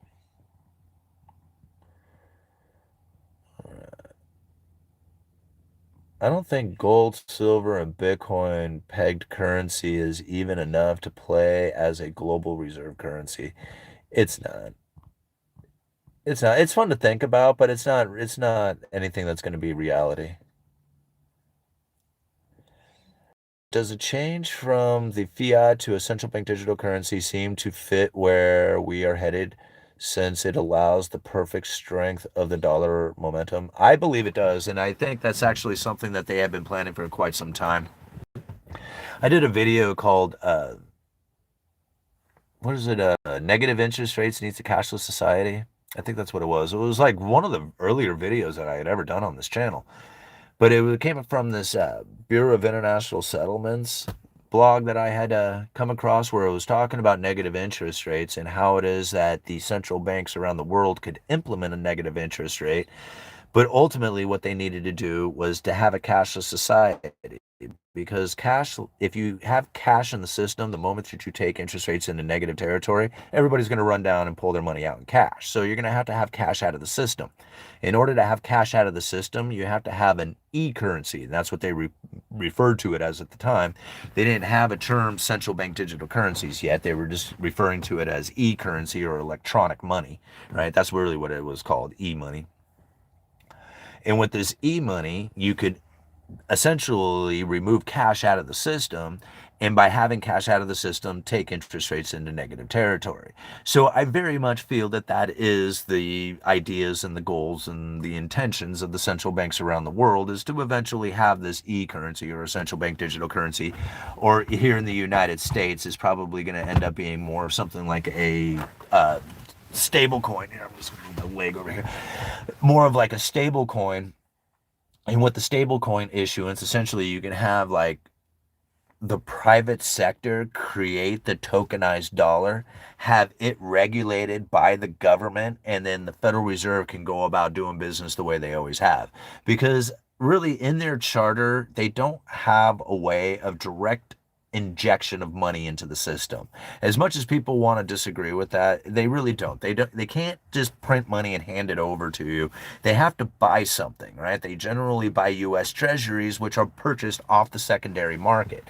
And so to understand how it is that the Federal Reserve would generally inject money into the system, a central bank digital currency doesn't necessarily work with their charter. Like, they would have to change the way that they are conducting themselves, and that would be like an act of Congress. However, if you create stable coins in the private sector, have those regulated by the government, the Federal Reserve can just conduct business like they always have, because the monetary policy that is essentially any monetary policy they put into the dollar is going to transfer into anything that is being backed by the dollar. So if you take a stable coin, back it by the dollar, and then you have a monetary policy take place, it is going to transfer right into that stable coin. And that goes for any currency out there, whether it's another nation or not. If another nation decides that they are going to peg their currency to the dollar, any monetary policy that takes place within the United States and the dollar will transfer right into that currency as well. And so this is the way that the Federal Reserve can just go about doing business the way they always have, and have the government go about regulating the stable coins, which is perfect for just about everybody, you know? I mean, except for the people themselves, but great for the powers that be, you know? All right. Do you agree with Doug Casey's prediction that we will eventually see countries with currency that is backed by and redeemable in gold to restore the faith in the falling currencies? Absolutely not. Nope. I mean, I like the idea behind it. I think it's a great, you know, I think it's great for the idea and the stability and the theory behind it. Like, all that stuff I think is wonderful, but the reality of it is just that it will never happen, right? You can't back the currency with gold. What you're going to end up taking place is the same thing that the United States was facing, and that is a concentration of that gold. If you concentrate the gold, then you are going to deny the people the ability to do transactions. If you deny them the ability to do transactions, they will starve and die. It's just going to happen. That's what, I mean, the United States, from the very beginning, when they started hoarding onto that gold, started issuing out fiat currencies to perform all the transactions that the world was demanding. As they were concentrating the gold, they kept increasing the amount of fiat currency. And then the people out there were like, you know, hey, we think you printed too much here and we want some of our gold. And the United States was, well, you can have a little bit. You can have no, the rest of you can't have it. No. Right? And that's the same problem that's going to exist no matter who does it. This is the Cantillon effect. Like, Doug Casey is not taking into consideration that there is going to be a Cantillon effect that takes place. There will be a concentration of wealth to the most industrious people out there, denying the rest of the people the ability to do transactions. They will suffer in pain and misery until those people relinquish that money back out there to the rest of the world, which means that they fall into pain and misery. Every nation will go through this if we are on a gold standard. right? Not every nation, every industrious nation will go through that, right? The industrious nations will increase their standard of living. By increasing the standard of living, you will start inviting foreign production to come in. If you invite foreign production to come in, you will relinquish all your gold until you fall into pain and misery because you're not producing for yourself. Like I can go over this a time and over and over and over again, right? But if you don't take into consideration the three chapters of Cantillon's essay, The Increase and Decrease of Money to the State, right? Part two, chapter 6, 7, and 8, then you will miss it. You will miss the idea. Doug Casey will not be able to argue against this. All right. I've met Doug Casey. He's a wonderful dude, too, by the way. All right. He does a great presentation at the Rebel Capitalist. I got to shake hands with him, sit next to him in the green room, and hang out with him for a little bit. Wonderful guy. All right. And I'm not trying to push against it. I mean, I like the idea behind it. Like the theories behind it are wonderful, right? I would much rather, personally, would much rather have a gold and silver currency as far as our daily transactions and our commerce and everything that we do, because I would do quite well in that scenario. However, I recognize the problems that we would face. Now, don't get me wrong. We have some problems that we face right now, but it's much easier to deal with the evil you know than the evil you don't. And most people would not know what to do if all of a sudden the fiat currency came to an end. Most people would lose their mind. And don't get me wrong, like I'm down for it. Like, I mean, go ahead, let them lose their mind. I'm going to do okay in that. But if you were to give me my option on which one that I would rather have the evil that I know than the evil that I don't, because I don't know what it is that people are going to do when they lose their mind. Right? Like, we shouldn't have gone this far. If you had given me the opportunity, I wouldn't have done back in the 70s and continued on with the fiat currency. I would have ended it there. Right? And I would have ended in the Federal Reserve. And I would have done all that other stuff way back in the day, but we have gone so far down the road now that it would be much more difficult to try and end this system and try and fix the problems that we have than to just try and see what it is that we can do to continue the system on and how it is that I can conduct myself in it. Because you can't fix it. Like the problem, I don't understand what it is that people don't get about the pain and misery and famine and war and destruction and violence that will occur when you end the fiat currency. It's not going to be a fun moment. People are like, dude, how do you say that? How do you keep going on, man? And it was just like, because you don't understand how difficult of a road it would be to end the fiat currency, how devastating it will be. Most people will suffer in the most profound ways, in ways that you couldn't even possibly imagine. If you think that, like, watching people suffer now, can you imagine what it's like to watch people like little babies and old starving in the streets? Lack of medical, lack of anything available to them at all, because we don't produce enough in this country to actually provide them with anything. Right? That's the unfortunate consequences of going back to a gold standard now that we have gone this far. Right? I think I would kill it in that environment. I would do so well. In fact, me that environment, I would do much better than I can right now. But I would rather have to deal with this than that. Right? And I know that's scary for a lot of people to hear and think about, but that's the truth of it. All right. I know I could. I know that I've studied and understood it enough that I would do incredibly well if you were to absolutely destroy the central banking systems, get rid of fiat currency, and try to move to a commodity based or, just even live in the bar system or something of that nature. I think I understand it enough. Time will tell. I don't know. Right. But I feel like I have actually thought about it and have a strategy on how I would deal with that system. 99% of the people don't. And I'm not looking forward to it. All right? And that's scary. It's because it's a real possibility that the entire system collapses. Right? It's all based on confidence and faith. Right? How much faith do you have in the U.S. treasuries? Is the government going to be able to pay those treasuries in a way that you can then use the benefits to buy real goods and services? That question is very concerning, and it's a very real possibility that it won't. And I don't know how many people are aware of like the critical factors that are going to be like behind all that, but to understand that we are very much on a path that those U.S. treasuries will not be able to pay anything out of any kind of benefit that will provide you with any kind of real goods and services. That is the direction in which that they are headed. I don't know how many people know that. All right? Like a lot of people think that that has taken place, but I don't know how many people really know that. Here on this channel, 99% of them know it. Right? But outside of this channel, outside of the subculture of economic theorists out there and people who are studying this stuff, I don't think they really know. I don't think they understand. I don't think they get it. And because of that, it continues on. Moving on. The confidence is in the debt will be worth getting into, the debt being the dollar itself. All right. Well, I think you still need some printable notes backed by crypto to make it really work. But then you have the central authority problem you are avoiding with crypto, the ones who print this digital. Silver is the new Bitcoin. Our nation's leaders are actively moving the decimal point. My opinion, should have stuck with Articles of Confederation. 100% agreed, uneducated economist.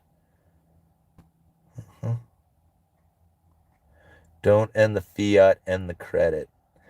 You know what? I wouldn't say try to end any of that stuff. What I would say is to use your understanding of the fiat currency system to position yourself in the most appropriate way possible. Understand that the currency is just that. It's currency. It's meant to trade goods and services for other goods and services. It's not meant to hold value. As much as we want it to, it won't. It doesn't. It's not going to.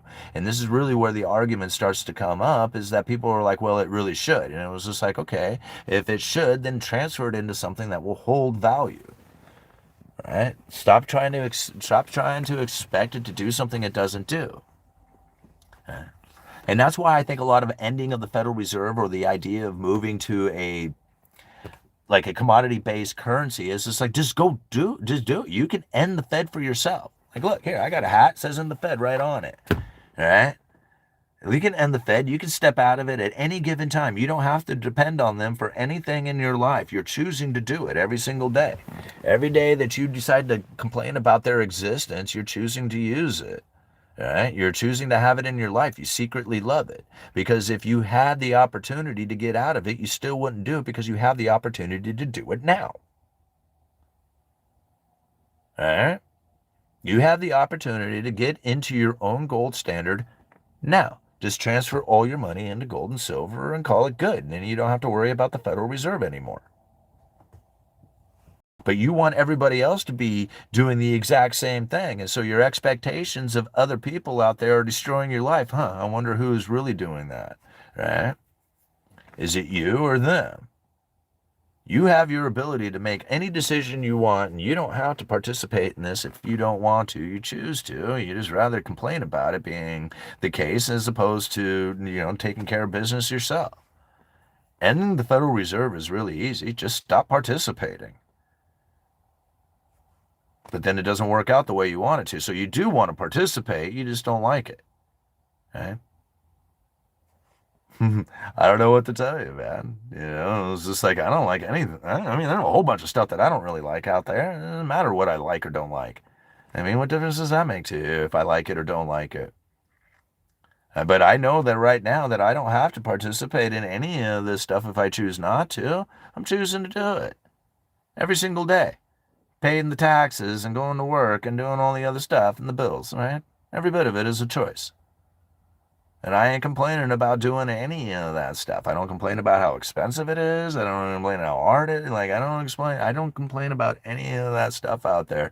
The one thing that I complain about is the people's obsession with luxurious experiences that is creating the problem that we are now experiencing. That's my only complaint, is that people don't recognize why it's happening. I'm not even complaining that it is happening. I'm just complaining about the idea that people have behind it and the excuses that they are using. That I complain about. They're looking at it wrong. It's luxurious experiences and nothing else. The only way that you can have that luxurious experience is because of the ever-increasing amounts of new money. If the people took that new money and didn't move into luxurious experiences, but instead moved it into a secured rate of interest beyond that of their occupation, and they did that regularly, then we would not be facing a lot of the issues that we face today. But people don't do that. So my complaint is luxuries. People moving into luxurious experiences is the problem we face today. Every single person who says, oh man, the politicians and the homeless and the drugs and all the other stuff, I look over and I was just like, what kind of vehicle are you driving, man? Yeah? What is it that you're experiencing in this world that has the luxuries just flowing that's creating the inequality? Are you going to answer up to that, or are you just going to go ahead and blame somebody else, like politicians, drug use? Yeah. If you vote, it should be for someone who represents you. But nobody, yeah, that's true, Wayne. I really agree with that, but I don't think anybody really represents me. I don't think they have my best intentions in mind. Right? I mean, one of the things that they could do is stay within the confines of the Constitution. And since most of them don't do that, then I really don't think they have my best intentions in mind. So therefore, I think they're kind of against me in a lot of ways. I mean, if they convinced me that they were actually trying to do something that was constitutional, moving back towards the confines of that, having government like, limited in such ways, then I would believe that they were actually trying to do something for me. But I don't think that that's what they're doing. So therefore, I think they actually work against me. Without someone pursuing the luxury, that truck wouldn't have been built. Bang! You're absolutely right, small baller. And this is where I'm trying to get at. That's why you can't stop it.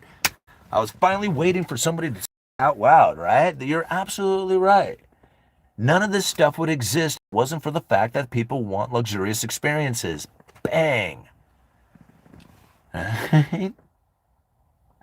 And so now that we know that it's cyclical, it's human nature, when you work hard, you want better stuff in your life. If you want better stuff in your life, then you are going to increase the luxurious experiences, which is going to separate the rich from the poor, guaranteed every time. And there's very little doubt that it is going to go any other direction than that.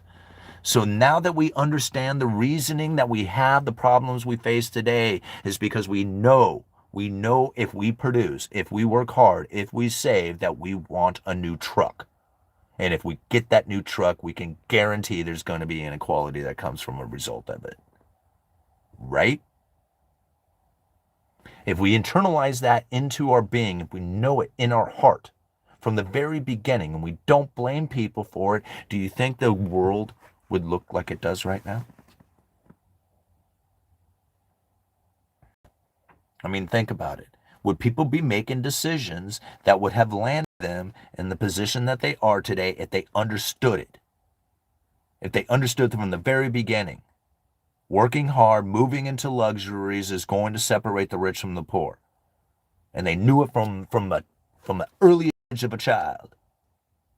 Do you think the subconscious, do you think the decision-making process, do you think the investments, the qualities, the things that they produce would end up being what it looks like today? This luxurious experience is what? It's because people were willing to pay for it. It's because people wanted to work hard and get into a luxurious experience, have the comforts of life, enjoy the wealth. And by doing it, we now have the issues that we now face with it. Ever increasing amounts of foreign production, domestic manufacturers leaving. These are the results of it. We have to recognize why it's taken place. You can complain about it. You can, like, we could say, oh man, it's their fault. They should do something, whatever. And I'm like, okay, you know what? I know. Let's throw some new money at it. Let's see what happens if we throw some new money at this problem to see what happens when new money is thrown at the problem. All right? It's new money that comes into it and creates a luxurious experience. No way new money can fix it. Credit allows people to have stuff now instead of sacrificing luxuries. Right? Number one drainer of money in America is new cars. Inequalities are going to happen. It's when everyone is cool with it. It's when it's fine and you have a good economy like in China. No, it's when you're rising as a manufacturing state. If you're producing saving, you're not going to have any problems. Producing saving nations love it. They are just fine. There ain't no problems with it. It's when you go from producing saving into debtor consumption.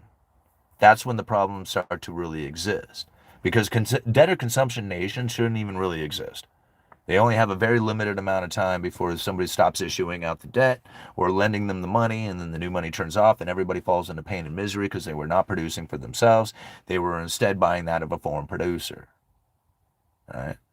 Like back in the day, they used to just kind of conquer nations and just take their money for new money and then make them pay tribute or royalties or tributaries or whatever back to that nation. And they were able to do it for a very long time, but eventually once the new money turns off or you start buying that of a foreign producer as opposed to being able to get enough new money coming in, that new money or that old money essentially that is buying all the foreign production, that starts heading off and becoming new money to these other nations. Right? And then they start growing. Much like, the United States used to be the manufacturing powerhouse and then China became it. Right? The United States produced, sold all this stuff out there to the world. The world bought our stuff. We raised our standard of living and started buying China's stuff.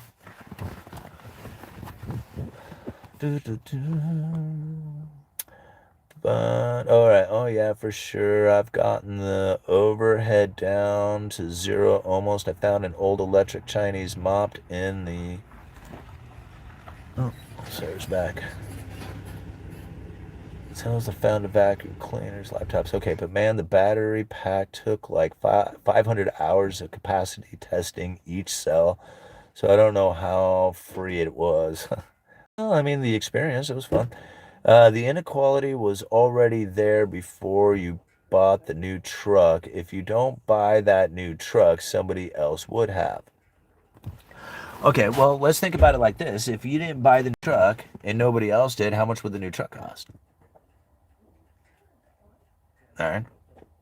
If you couldn't borrow money to buy the new truck, how much would the new truck cost? If you had to come up with just the cash to do it, how much would that new truck cost? It probably wouldn't cost nearly as much as it does. All right. So what happens when we lose the petrodollar? Okay. Even if you lost the idea of the petrodollar, what is it that anybody else is going to use in order to buy the oil? Like okay. Let me see if I can get this down to an analogy, because it's hard for a lot of people. They just say, well, they can just produce the money, right? They can just make the money up or whatever, like the United States did, and they can't. They can't do it the same way the United States is. Even the United States has a position in which that the people don't want them to have, right? Like you have to be able to trust the nation that is issuing out that currency, and people don't even trust the United States, and they're doing it. Right? So can you imagine trying to get another nation to be able to provide the world with a safe and liquid asset like U.S. Treasuries, and then on top of it provide a currency that means that they would be running trade deficits to import stuff and export money? Like no other nation is in a position in which that they can do it. So unless they can do something like that, then there's nothing for them to trade oil with except for U.S. dollars. Right? Like they can do it with gold and they can do it with euros and they can do it with any other, rubles or yen or whatever you want. The only problem that they'll face is that there's not enough of those other currencies in order to perform all the transactions that need to be done. The only currency that is provided for enough of in order to do all that transactions is the dollar. That's it. Nothing else is there. It's like going to the gas pump and buying gasoline for the Suburban. It takes 42 gallons, by the way. You know that? 42-gallon gas tank in this truck. Anyway, so I go down and I'm going to fill up the gas tank on this truck, right? And then I open up my wallet and I tell the guy, hey, man, I got all the currencies of the world in here, right? And the guy says to me, great. You can use any currency you want. to fill up your gas tank. And I say, right on. And I have all the currency. Like you can imagine all the currency of the entire world. Everybody's stuffed into my wallet. I have it all. Right. And now if we equate this down to all the gasoline in the world going into my truck, right? I'm going to buy all the gasoline in the world with all the money in the world in my wallet. And now when the bill comes due and the guy says to me, okay, it's going to be however much money. And I say, okay, I'm going to use all my foreign currency first. Right? I'm going to use all that first before I start using the dollars. And the guy says, yeah, that's fine. You can use whatever you want, man. I don't care. Just give me my money. Right? And you're like, okay, so what I'm going to do is because I have all the gas of the world now in my truck and I have all the cash in the world in my wallet, I'm going to take out all the foreign currency that I have within my wallet and try to buy this tank of gas. And I hand him all my foreign currency that I have. And he says, okay, well, you got maybe about a quarter of the tank. You're going to have to pay the rest of it with dollars because that's all you have, right? And you got to have, you got all this gas that, is still left to be paid for, and you just handed me all the foreign currency in order to transact with, and it's done about maybe 25% of all this. So what are you going to use now? Well, I have no other choice. I have dollars. Yeah, damn right you're going to have to use dollars because you don't have any other choice.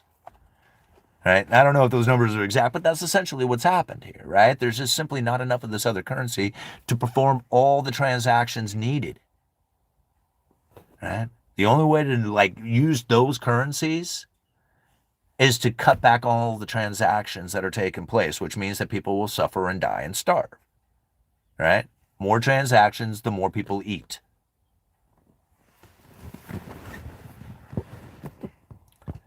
All right. 42 gallons. That thing must be a gas hog. Not really. It gets probably like going down the highway. Like if you don't gun it and you don't put your foot into it, you could probably get it up to 15, 16, 18 miles to the gallon, which isn't great, but it's a big old giant Suburban, but then I drive pretty much straight down the highway on it. You get into it and probably get it down to 12. People complain about rising costs and inequality, but you cut off debt issuance and they complain that they have no access to goods or services. The people want to have their cake and eat it too. Well, absolutely. And this is another reason why I keep trying to tell people going to solve the problems of inequality. It's not going to happen. In fact, it's going to get worse, and it's better to understand why it's happening so that you can position yourself accordingly for it. I mean, going into the future, what you're going to find is people are going to be complaining that a good job sucks. Because it already does. Think about how much worse it's going to get going into the future. If you have a situation in which that a young, I don't know, she looked like she was probably in the medical field. I'm guessing like nursing or something like that. And she was complaining about $30 a day in interest payments. And I'm like, holy crap, $1,000 a month just in interest payments. Okay? Because you got to pay the interest stuff first. And so I'm thinking, okay, $1,000 a month in interest payments, and you were anticipating having this debt for how long? The rest of your life, right? This is what's going to end up happening. So your good job really comes with a debt burden that doesn't really give you the ability to have extra money, because the extra money is going to go towards paying this debt off, and you will never be able to put yourself in asset allocation. Then, even after you pay off the debt, because the good job is losing its ability, the wages, to then provide you with a decent way of life, by the time this debt is paid off, the wages itself will have diminished what it is that you would expect those wages to buy you today. Like, if you had this job, you should have this apartment, this type of car, this type of thing, based off the wages today. In the future, that job will not be able to provide you with the same amount of quality of stuff. The job itself is deteriorating. The asset allocators, right, those in those positions are moving further way up the line. This is the way the K-shape is working. That's why I'm telling people, like, even if you have a good job now or moving towards an idea of getting a good job for the future, then most likely, oh, thank you, Mama. Appreciate it. That's why I keep telling people, if you're moving towards a job that is like, hey, this is a good job today. It's good, high paying, quality, family-based, wages or whatever, by the time you get there in the future, that job will not meet those qualifications anymore. It won't be enough. And if you don't believe it, just look at it now. Just look how it has happened since the 80s or even earlier than that. Look at every single chart just about out there and how it is that the wages are not keeping up. All right? Do you think that's going to change? The only way that can change is if they stop moving new money into luxurious experiences. It's the only way it can stop. Well, let me take a drink of this. Maybe I'll stop slurring my words. Really.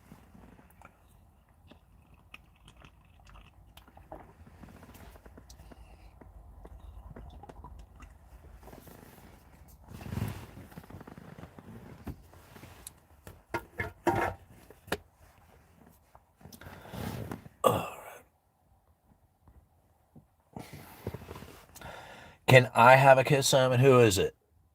Majestic Fox 130. Yeah, hot female. Yeah.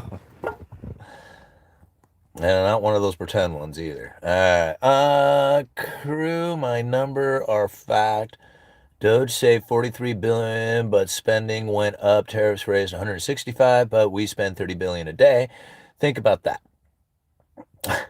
I don't. It's all ridiculous at this point. An educated economist, luxury is just a word for decent quality products that the well-off don't want you to have because you can eat, drink, and drive and garbage for way higher prices.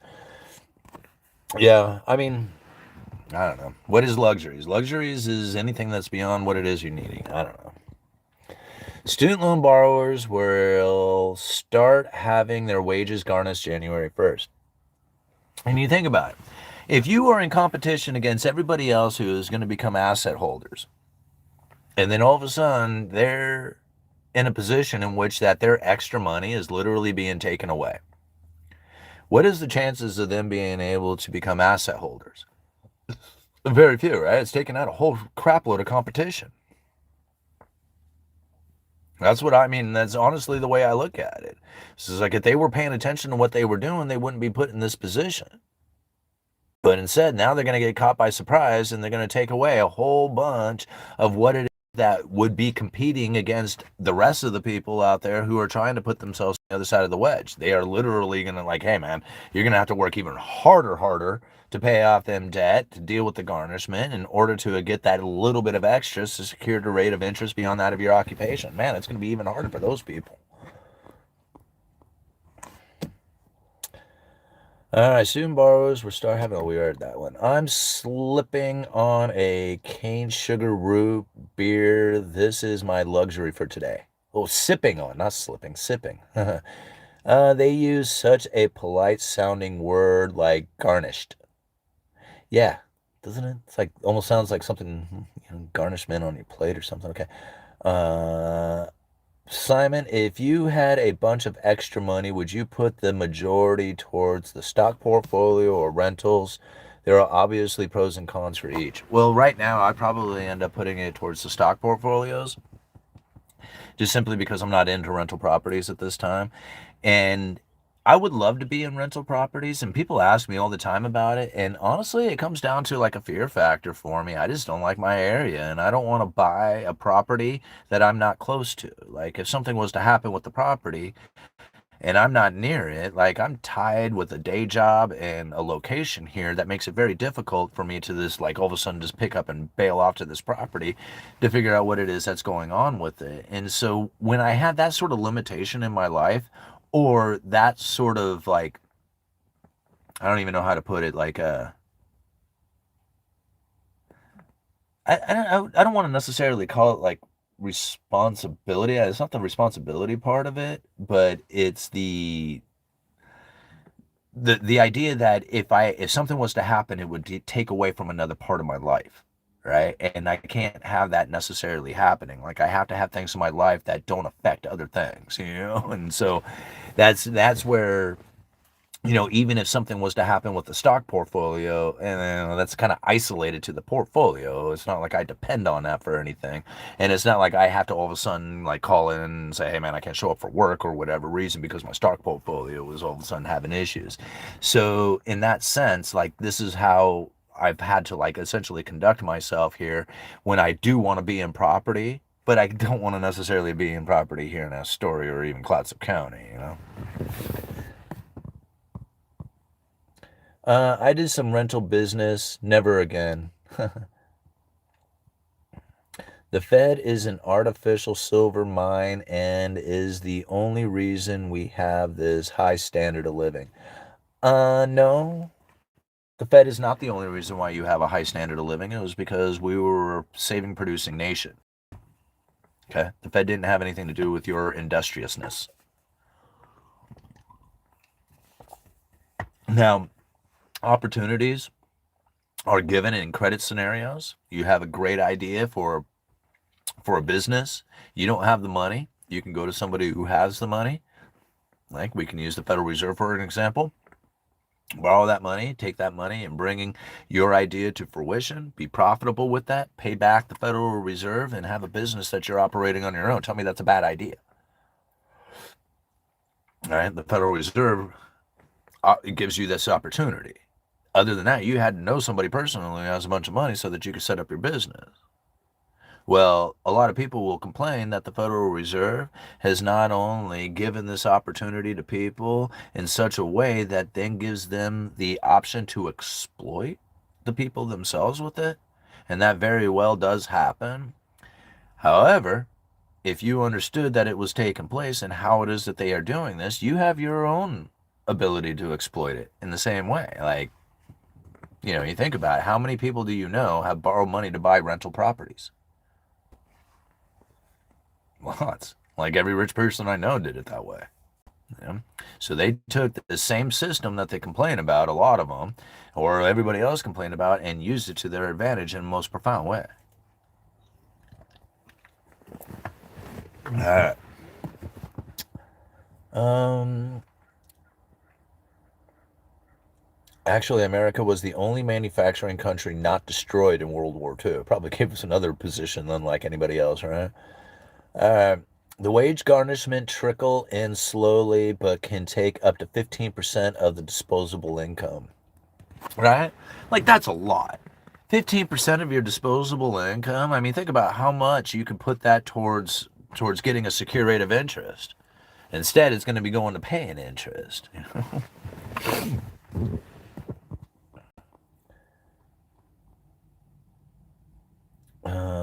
Management companies can structure costs to rip you off.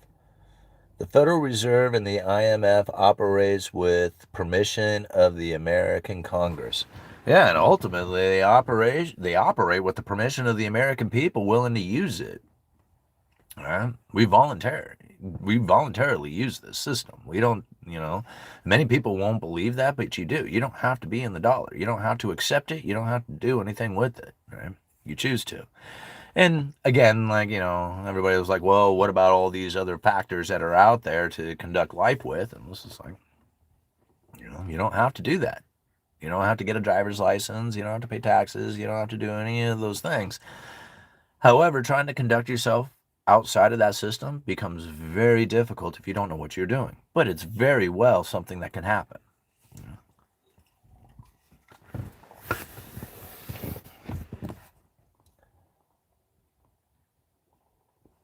The quality of all goods and services has gone to crap.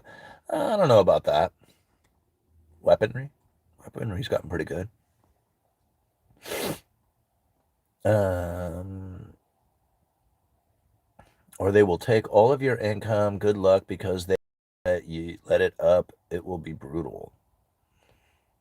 All my income is disposable. uh,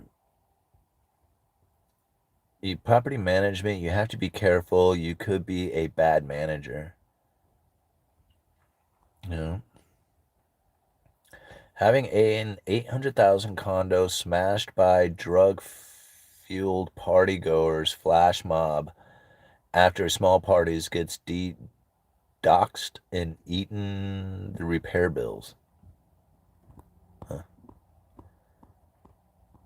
We're way behind on weapons. The IRS does not have fixed percentage in which that they can levy a paycheck, pay your taxes, or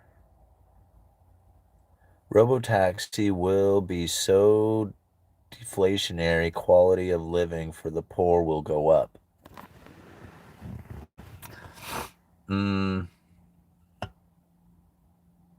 No. See, the quality for the poor going up would mean that a poor individual could go down to the wrecking yard and get a car, fix it up, and get it on the road and drive it, regardless of how much money they make. Now, you're going to have some sort of income in order to ride because you're going to have to pay somebody. Where before you had to pay some cost, like fuel, maybe insurance registration. But outside of those costs, anybody could essentially have gone down, got a car, and twisted the wrenches on a car and had a vehicle to drive around. Even sell that vehicle, had an asset that they could sell, right? Those days are not happening anymore. So the poor person is literally being pushed down further away. Like they'll have less chance of being in a car, having a car, riding in a car. Only the people who have asset allocations or the money, one way or the other, they'll be riding a car because they're not going to be able to buy it. They're going to have to, pay somebody to show up. And if they don't have the money, you don't get to ride. Here's a scary scenario that's going to happen. Sarah was telling me that she was at the Walmart the other day. They don't have prices anymore. They got a barcode that you scan and then you can see the price on your phone. And I thought to myself, oh, here it comes. Nobody's going to be paying the same price. See, we're going to have not only like multi-tiered society, but multi-tiered pricing within society. Can you imagine this? Like, say you fill up your grocery cart and you pay the bill, but you have the government subsidies and everything else that is incorporated right into it. Like, you don't look at the price that you pay and then take the subsidy. The subsidy comes from the price that you're paying automatic. Like, if you don't have government and, welfare or anything else going on, and you go up and you buy a can of beans, it might cost you $1, but then somebody else who might be on the system or whatever, when they go buy the can of beans, it only costs 60 cents. You see how different prices will be occurring for different people depending on who you are? And see, I can imagine this being the case for just about any, going into the future. Like, if you are a super rich individual, well, then you get to pay full price for everything out there. And if you have no money at all, well, then hell, practically give it to you. Especially if you're behaving in a really, the way they want you to. And then you can have all the benefits of the world, but nobody knows that it's actually happening because nobody knows what the real price is. They don't show the real price. Each person has their own price, depending on who you are.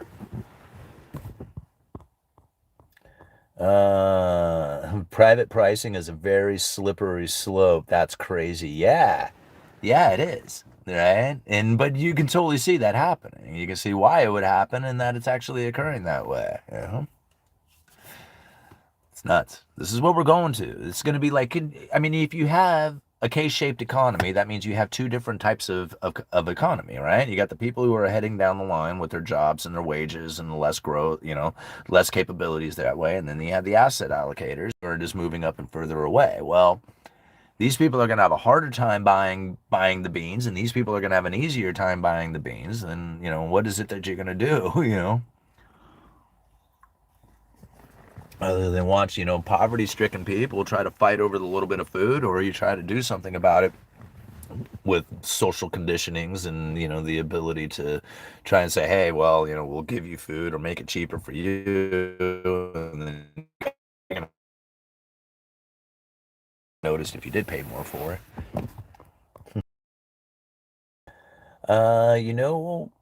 Because of the weapons we've given away and sold, we would run out in weeks, if not days, in a conflict. You can give the producers all the money in the world, but that doesn't make it faster. It's always risk when investing. You know? I feel like investments are like religion. It's hard to predict the future, so you tend to become emotionally invested in a particular investment and give justification why it's bound to go up. Yeah, I mean, I guess that could be the case for a lot of people. I don't know, I mean, I talk a lot about like positioning yourself, but I don't really talk a lot about like how much money, like how much something will be worth in the future. Like, I just say that it's going to continue to go up in a lot of ways, but I don't really think about how much money is going to be made off of the position as much as being in the position itself, right? So like I don't think about how much like the property is going to be worth as much as I think how much can I pay on the property? Like can I make an extra payment? Can I pay towards the principal? Stuff like that. But I don't really think about how much the property is going to be worth, just knowing that it's going to be worth something and probably more going into the future and going to be a better position for my kids and stuff. Same thing with the stock market. I don't think about how much that's going to go up on a percentage basis or anything else like that. The only thing I might look at is maybe like yield on a dividend stock, like how much the yield is. But other than that, I don't really think about the money and how much it is. I don't think that's really important. I know a lot of people who says it's really important that you have this exact number in mind, and that you stick to that exact number and don't deviate away from it. And I'm thinking, to me, it's just like that exact number, it's really relative. That it's like $2 million today may not be like what $2 million would be in 20 years from now. And so I don't really have like a number that I would be fixated on. To me, it's more the position. Like, how much beyond my bills did I have in order to put towards, the investments, or the idea of where it is that investments are, paying off debt, getting educated, whatever it is. So to me, that's more of the position in which that I look at. It was just like, how much flow is it? Not like how much beyond that of what I'm spending. Those are the things. Like, if I try to earn a lot more money in my life, I think that I end up having a harder time trying to earn that money, right? But if I just think, how do I get into flow, right, as opposed to how do I earn more money?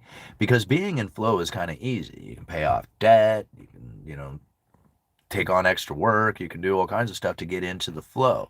But a lot of times that's undone by spending it, right? You go into debt, you go, take on a fun toy, luxurious experience, or whatever. And so when I look at it in a different fashion, like instead of like how much money can I possibly make, it's more like how is it that I position myself into flow, right? I can go over here and earn some money, and then I can cut on expenses there, and then this flow increases. And with that, I'm able to start investing, or, take the family out and have a good time or whatever, because it's the flow that you're in. That part is so hard for a lot of individuals. They don't look at it like that. Flow is the only way that you should be looking at it. Because most people will earn a lot of money. Like, I've known people earn well over $100,000 and live paycheck to paycheck. They are in zero flow. Like, their flow just goes right past them, right? And they might as well be standing on the bank looking at it, because it doesn't do them any good. As hard as they work, they're losing every bit of it. And although they might have a nice car and maybe a little bit of nice experiences or something, or the appearance of having nice experiences, because really the stress of it is probably horrible, they're really not in any kind of accumulation kind of position, right? So whether they're in the middle of it or they're standing on the bank, it's the same thing. But if you're in the flow where you don't have it running past you and you're acquiring it, it's like rolling right to you and you got it. Man, that is a huge, wonderful position to be in. And it doesn't matter if you're earning minimum wage. If you can be in a position of acquiring, then you are doing so much better than the person who is like letting it roll right past them. And that is where I think like a lot of individuals miss it, because it doesn't matter how much you make. It matters how much you can save. And once you have the saving of it, then you can position yourself to be in ever increasing amounts of it. All right. Roof over my head means little to me. I'd just soon as live in a van and migrate with the birds, avoiding both cold and heat. Uh, SEU, Doc, I hear you there, man. ECU, Doc, SEU. I hear you there, man. Like, if I had the ability, if I didn't have the family and the responsibilities and all that other stuff going on, and I could earn the money that I do, I would totally sleep in this car.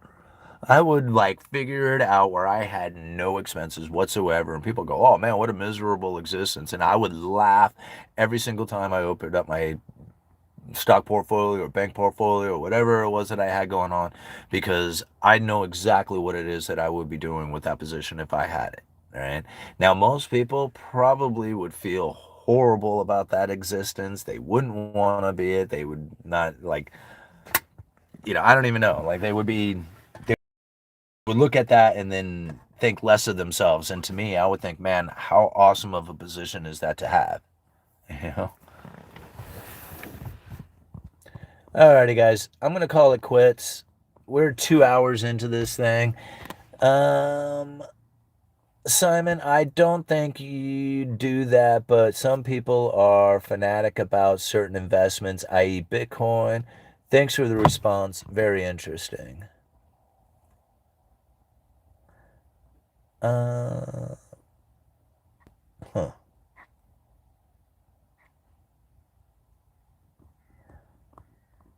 Simon, Rome is crashing again, except it's worldwide this time. It's inevitable. And, the reason that Rome, like any of these other nations, have ever crashed is because eventually the new money turned off. Right?